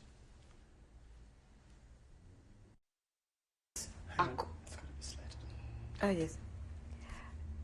Ella Blumenthal in Cape Town, South Africa, 9th of June, 1996, tape 10.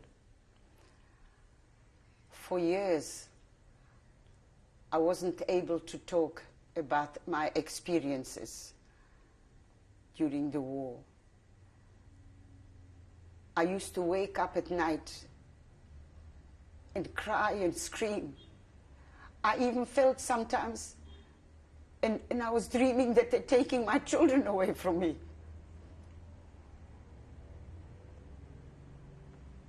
But only recently did I manage, I'm strong enough to talk about it.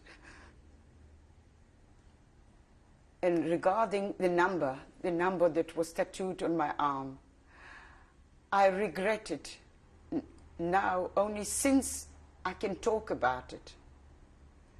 As I'm getting older, I regret the moment I had the number removed. I would have been so proud if I had it still, if I was still, on my arm. To remind my children of what I've gone through, of the terrible sufferings, and of my whole family. It would have reminded me all the time. And now it's just a scar that is left on my arm. When I arrived in Johannesburg, I was only for 7 years staying here, and then we moved with my husband to Brekpan on the East Rand, where I was in business for 38 years with my husband.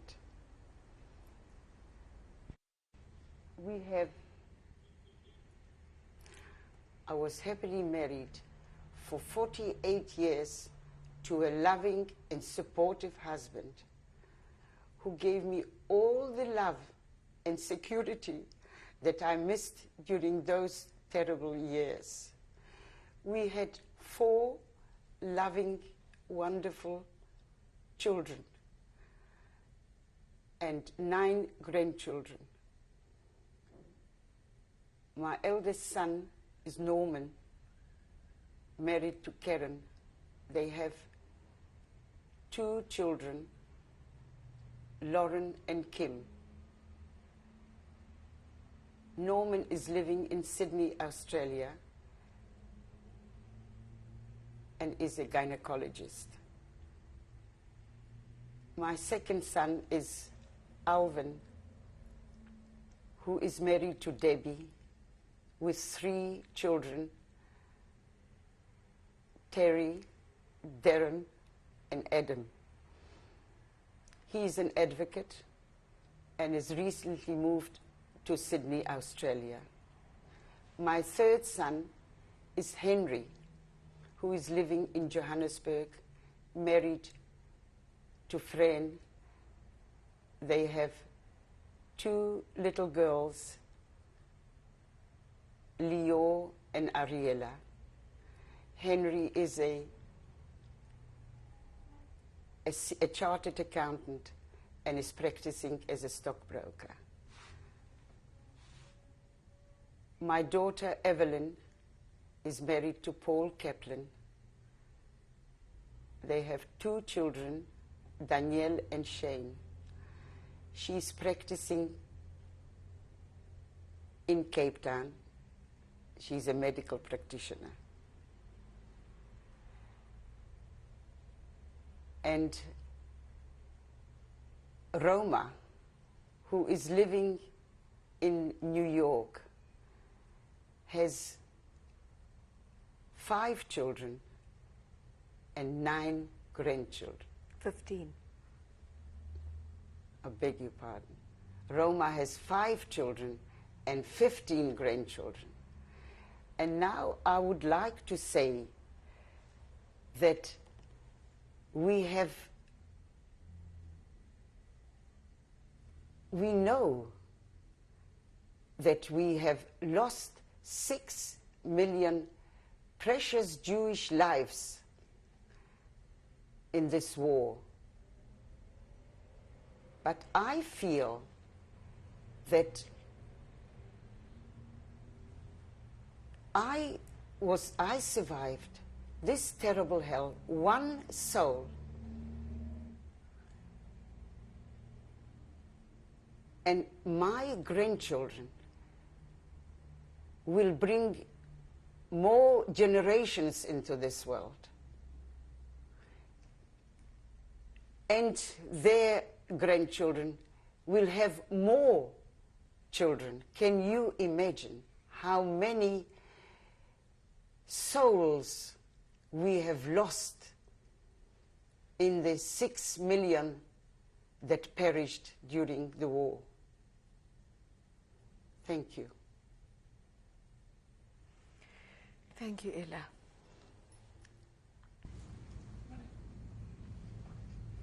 Ella, here we all sitting together in Cape Town, together with your family, Evelyn, your daughter, and your son-in-law, Paul. Perhaps you'd like to introduce them. Yes, I certainly will. I've got my loving family here next to me. My youngest daughter, Evelyn, and Paul Kaplan, and their 2 lovely children. This is Danielle, who is 6 years old, and this is Shane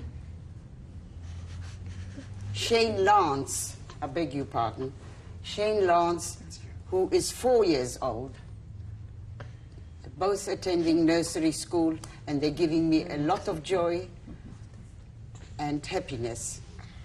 Perhaps you, Evelyn, would like to give a message for this tape about your mother and about the lessons that can be learned from the Holocaust. I think from my point of view, my mother's always been very special. From a very young age, I was aware of the fact that she was special in having survived something as horrific as she did. And then secondly, that she was able to bring that strength into our life as a family. And she still was religious, was observant after having gone through everything that she did. And was always the pinnacle of the family life, the strength of the family, and was always the backbone around which we all centered. She was also always gave all of us, myself and my brothers, different moral values than say to our peers, and we were always aware that we were privileged to have a mother who had gone through such a horrific experience.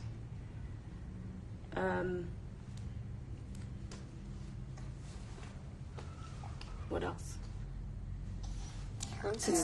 You've said what you really felt, and you spoke for all the children, for your brothers, all your brothers. I would like to add that I'm sorry. We tried originally some months ago to have my children to be on this tape, but the two of them are overseas, my two eldest children. The younger one is in Johannesburg, and I am very sorry that they couldn't be with us this afternoon. Ella, it seems that you also have had a great influence on Danielle's life. And Danielle tells me that the two of you can sing a wonderful song. Perhaps you'd like to include that. Danielle, would you sing it with your granny? What's it about? It's a Hanukkah song, isn't it? It's about Hanukkah. That's right. Together with your granny, Granny taught you. so that the uncles all over can see this wonderful film and see you singing. Will you speak loud? Okay. Will you sing loud? Shane, would you like Shane to as sing well. also? Of course. You can also sing it a little bit. Yes. Sing loud. Only 1, 2, 3. Let's go. Oh, 1, 2, 3. Chanukah, a Jontef, a Shena, a lichte Kerl, a freiliche, nicht noch a seine. Alle Nachten Dreidel spielen mir und süße Schokoladkes essen mir. Und Kinder, Geschwinder, heute sind die Lichterle hohen, und jeder Basinder, der Gott vor dem Winder, Lomen tanzen rot. Und jeder Basinder, der Gott vor dem Winder, und Lomen tanzen rot. Very good. Thank you, my sweetheart.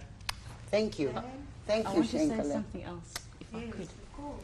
That, which I should have said before, that, you know, when one thinks in my everyday life now, if I think about what she went through, or even before, when I was younger, if I ever had a problem, or be it minor or a major problem in my life, if I ever think, how am I going to get across this hurdle, it's always my mother's strength that I bear in mind, because I think if she was able to get through what she did, it gives me courage to try and face any problem that I might encounter.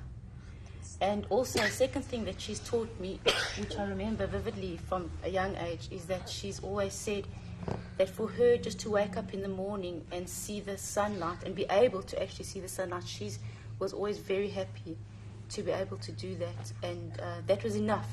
That just to be able to wake up and see the next day. Well, this is, thank you, Evie. Thank you. Yeah. I'd like to also say that I think the, having not having been directly lost a descendant of mine, but really in the last, in the years that we've been married, having got to know firsthand really a little bit of what, what the Holocaust was all about. It really has put a perspective on one's value system, in a sense, knowing that the minor sort of trials and tribulations of life are really nothing compared to having the sort of thing that my mum-in-law has gone through in terms of trying to maintain really her dignity and just survive the whole experience, and then to be able to pick up the pieces and really establish, spawn a whole new generation, which is quite remarkable. And I think really there's so many lessons to have been learnt, from this. Our society, unfortunately, is slow in learning these lessons. But the lesson that I've learned here is that is really with a disastrous situation, with a calamity that happened, one can still pick up the pieces. One can still try and maintain. One can still appreciate the values that are meaningful in life. Thank you. Thank you, Paul. Thank you. And I want to add something more, if I may. That despite all the things that she went through in my life, that in my 33 years, she's always been positive. There's never been any negativity coming out of it, or whatever I've had to face in my life, be it in my studies or in my personal life. She's always looked at the positive side. And be it in the family life or in any situation, she will always see the positive side of the situation. And as a result, she not only is my mother, but my best friend, in the sense that I can ask her anything, and I can rely on her for that support, and I'll always get it. I think that's wonderful. Thanks, Amy. It's been a privilege to have done this tape with you. Thank you. Thank you for the opportunity. Thank you for your help. Thank you, Cynthia. Thank you, Sean.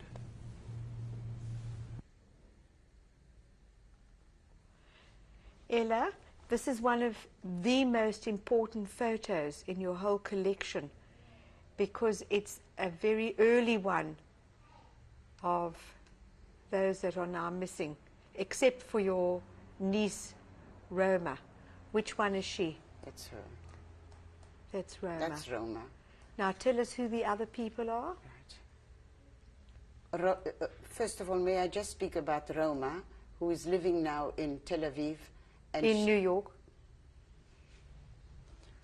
Beg your pardon. Who is living now in New York and went through with me the whole Holocaust. Just put your marker on the face of Roma. This is Roma. Uh-huh. And now you can tell the others. She's the eldest daughter of my sister, Genya. This is my eldest sister, Genya, and her 4 children. Genya is wearing a shaitel. She is wearing a shaitel, yes. So what are their names? And this is Reginka, Justinka, and the little boy is David. Now, which is the name that is on your passport? My name is Reginka. It's Rivka in Hebrew, and we called it Reginka. So it was that child who disappeared. That's right. That you were able to get the documents. That's right. Because my brother-in-law had the papers for Palestine. For Palestine, and he first took over Roma, and then he applied for for the second daughter, and I'm the one that is carrying her name, Rivka Rothstein. Okay. And this photo was taken in Warsaw, Prague, in 1940. And I was the one, I personally took this family, my sister and her 4 children, to the photographer. And the reason why this photo was taken is because her husband, my brother-in-law, my sister's husband, Her husband. Samuel Rothstein, had already left Poland and went to the Russian side, to Bialystok, and from there to Vilna, and then he proceeded to Palestine. And he requested, through the Red Cross, he wrote letters which were coming through occasionally. He requested a photo. And he was, and that's why we are now in the possession of this photo. Because he survived and he had this photo. That's why I'm able to show it to you all. And I believe that he died in New York. He died in New York. About 8 years ago. Some 8 years ago, that's right, my brother-in-law, that's correct. Ella, this is an interesting photo. Although it is not your own, it belongs to your sister, or it belonged to your sister, belonged to my and sister. her class at school. Perhaps you can tell us about that. Right. This is an authentic photo taken in Warsaw on April the 1st, 1935. What would you call Vagari? A prank. It's Vagari. It's written Vagari Klasa Szusta. That means a prank, because it was the 1st of April, and 7th class. It is this. The 6th class Is it the 6th class? of April the 1st. Prima Aprilis on April the 1st, 1935. Which is This your is the sister. high school pupils at Havacelet. And on April the 1st, they played a prank. And they didn't turn up at school, and they went, as you can see, to the forest and spent the day there. And my sister, Paula, is the 3rd one in the top row. They were all wearing berets.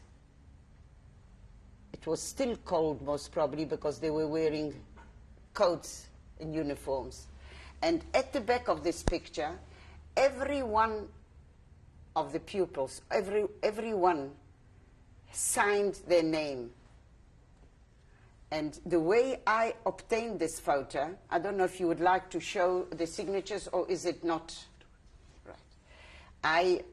The way I obtained this authentic photo is one of the girls here, Paula Banker, who is living in Israel, in Tel Aviv, since 1936. She gave me this photo. That's why I've got this. She parted with it and let me have it, because I said, this is the only photo that I've got of my sister Paula. Thank you.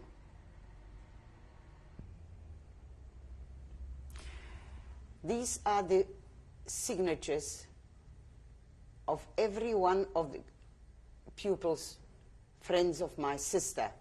The one right in the middle is my sister's signature. Paula. My sister is Paula, so she writes Paula, because my sister's friend Paula was Paula Banker, and it's written to Paula from Paula, Paula Frank. She just put her first letter of the surname.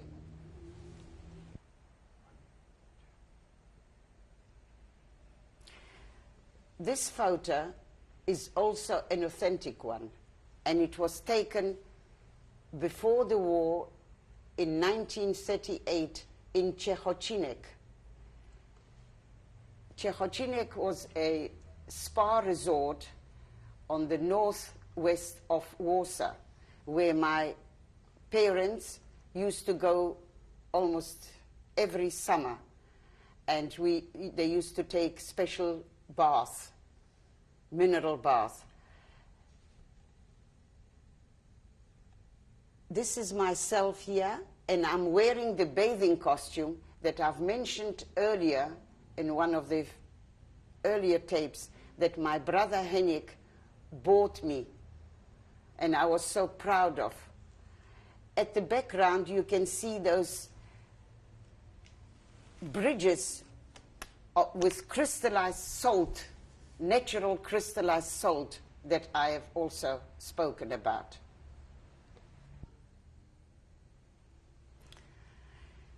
This is a photo that was taken in the Warsaw Ghetto in 1941. And this was the wedding of my brother, Iche, and it was in an apartment of the rabbi. It's just the closest family that was present, and I'm going to mention every one of them. This is my brother Henrik, my favorite brother, the one that bought me the bathing costume that you've just seen. My hand is here showing, I was holding him, but unfortunately the photographer cut me off. The next one is my brother Luzer. This is my father. I think I'll show it that way is better. This is my father, Naftali Frank. This is a friend of the family. This one is my sister Genia that you have seen just now, my eldest sister. This is my brother Froim. You can see he also had a beard. I don't know if one can see. And this is his wife Sala. This is the bride and my brother Iche. This is my sister-in-law, Ida, the wife of Henrik. In the shadow here is my sister Paula. You have seen this picture at school with her school friends. This is Roma. And this is Mietek Presburger, who married later my sister Paula. This is my youngest little nephew, my sister Genia's little boy David, whom you've also seen in the picture before. This is, these two are the mother and father of my brother-in-law, Shmuel Rothstein. In other words, they are the in-laws of my sister Genia, and the grandfather and grandmother of Roma, and I've missed here Reginka, the younger sister of Roma, Rivka Rothstein, the name I'm carrying now.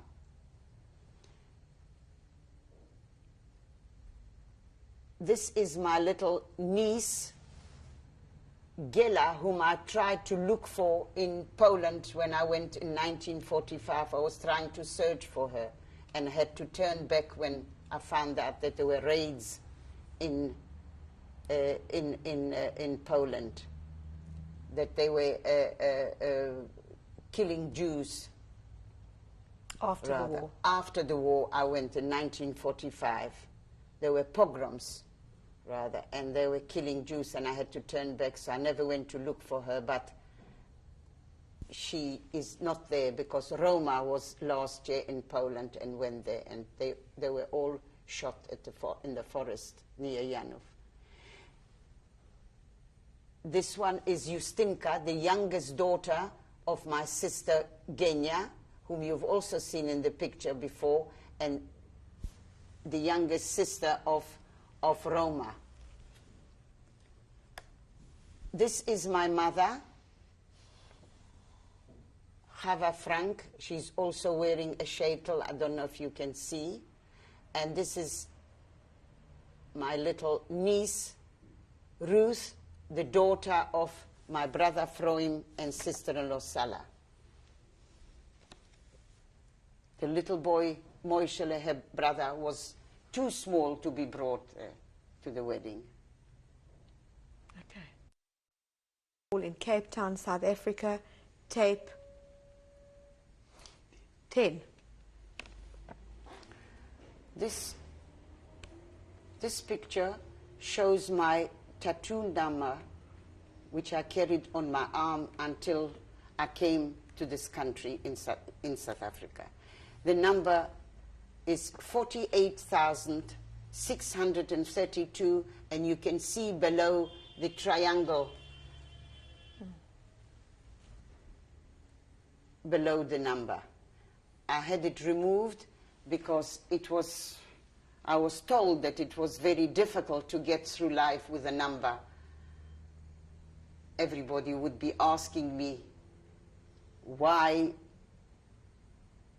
and what is this stand for. I am regretting it, as I said earlier, that I ever had this number removed.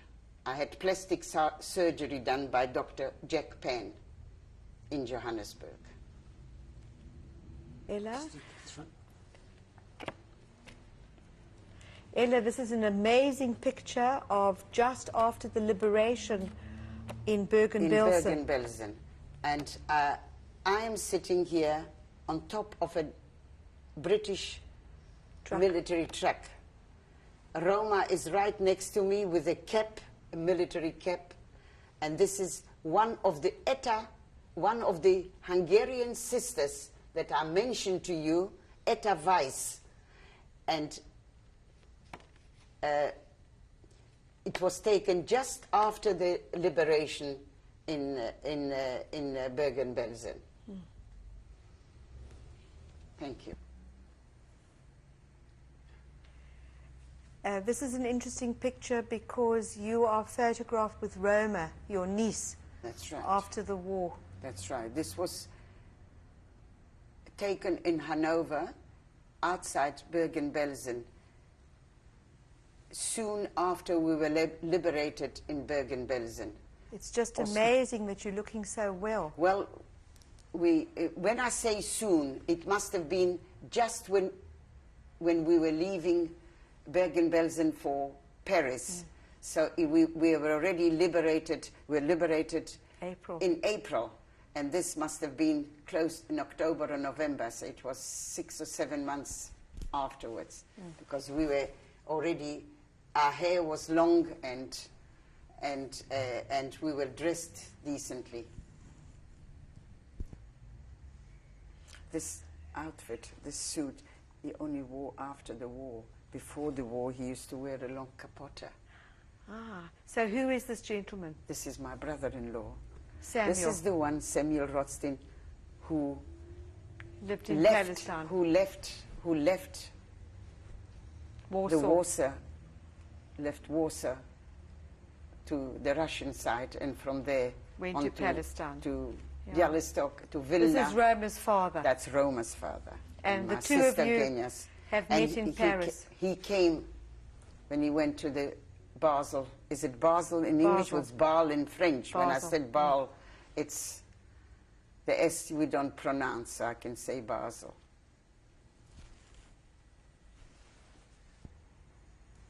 Ella, the next 3 documents are very, very fragile. That's right. This one is particularly interesting because it has your thumbprints on the left-hand side. What is this document about? Right. In August 1945, after the liberation, I left Bergen-Belsen and traveled to Poland. And this is a certification, or a certificate. It just says here certification, that I'm allowed to travel, my name, my birthday, and my tattoo number. because I had no other documents. No other identification. Yes. She is wearing the tattoo number 48,632, and here it is all in German. This is the German, and this is the English. But the interesting thing is that it's Helene Frank. I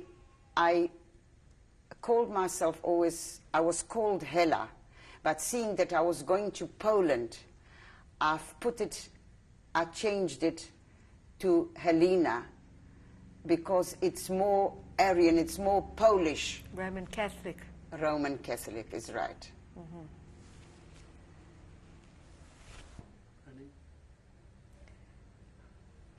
Yeah. Ella, this is another document that you traveled with to Poland. That's right. The top says for prisoners, concentration camp prisoners, Häftlinge. That's right. And have you read this? Have you read this English inscription? It says Mrs. Frank, Helene Frank, on the 15th of August 21. August 1921. That's right. That's correct. 1921. Birthday. Of that birthday is a former concentration prisoner. She wants to search her family, which also are in concentration camps. If the English authorities have nothing against this journey, we from our part have no hesitation. We ask for helping Mrs. Frank on her trip. Thank you. That says it all. That was when I was traveling to Poland from Bergen-Belsen. Okay. This garment, this document was issued in Dziedzice on the south border of Poland when I was traveling in August. I crossed the border on the 20th of August, and the Polish authorities are asking for everybody to assist me during my journey as I was coming to look for family, and I came from Germany. To have a Jülich. This photo was taken in 1947, sometime after July, after my arrival in Palestine. And it was a wedding of my friend, my school friend, Gutta. And this one is Bronka, also a friend of mine, also a school friend. And she's the one that I was mentioning in Bergen-Belsen. She was in the Internierungslager with the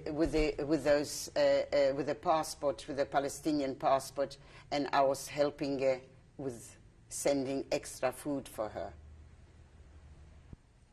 1, 2. And this is myself next to Bronka Kahan. Thank you. Ella, this was the start of your new life. That's right. When you met your husband, Ivan or Isaac Blumenthal, That's right. in Eretz Israel. That's right. That's right. This photo was taken in Shchunat Montefiore in Tel Aviv on the 13th of January 1948. We met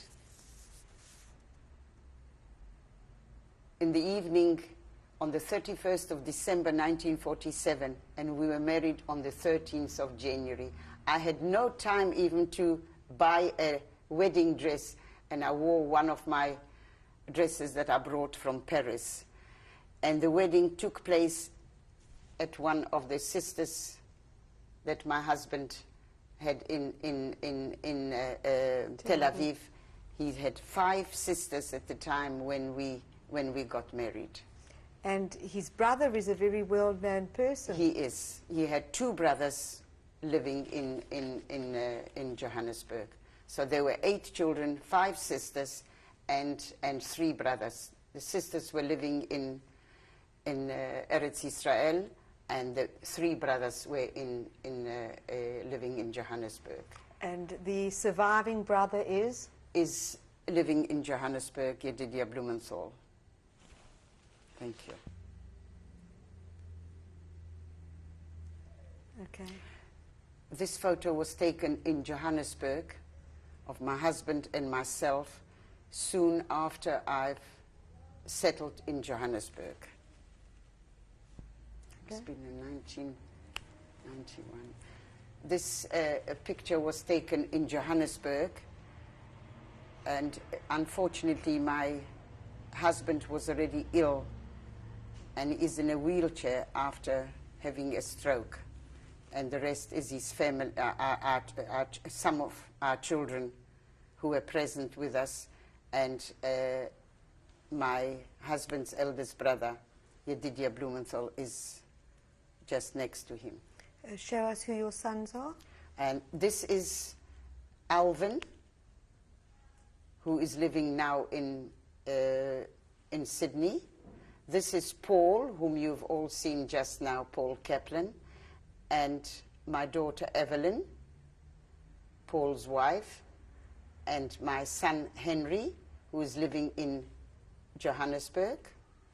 And this is myself and my late husband and his brother Yedidia.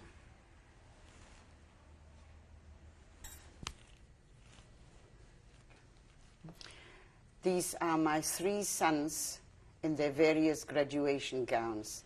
This is Norman, my eldest son. This is Alvin, and the middle one is Henry. Thank you. Okay. Okay. This is a happy photo with my husband and Evelyn when she got married.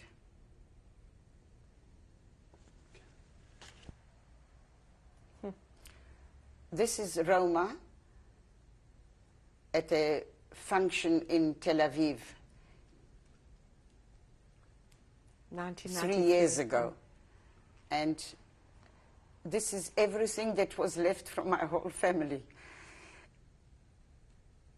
She's the only person that I've got to remember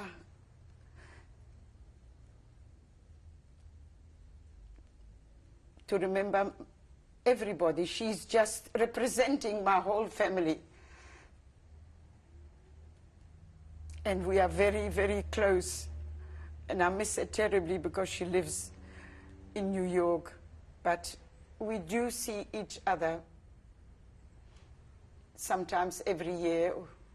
And particularly now, we have promised ourselves that we're going to not to leave very long gaps, and we're going to travel and meet more often, because there isn't really much more time left for us.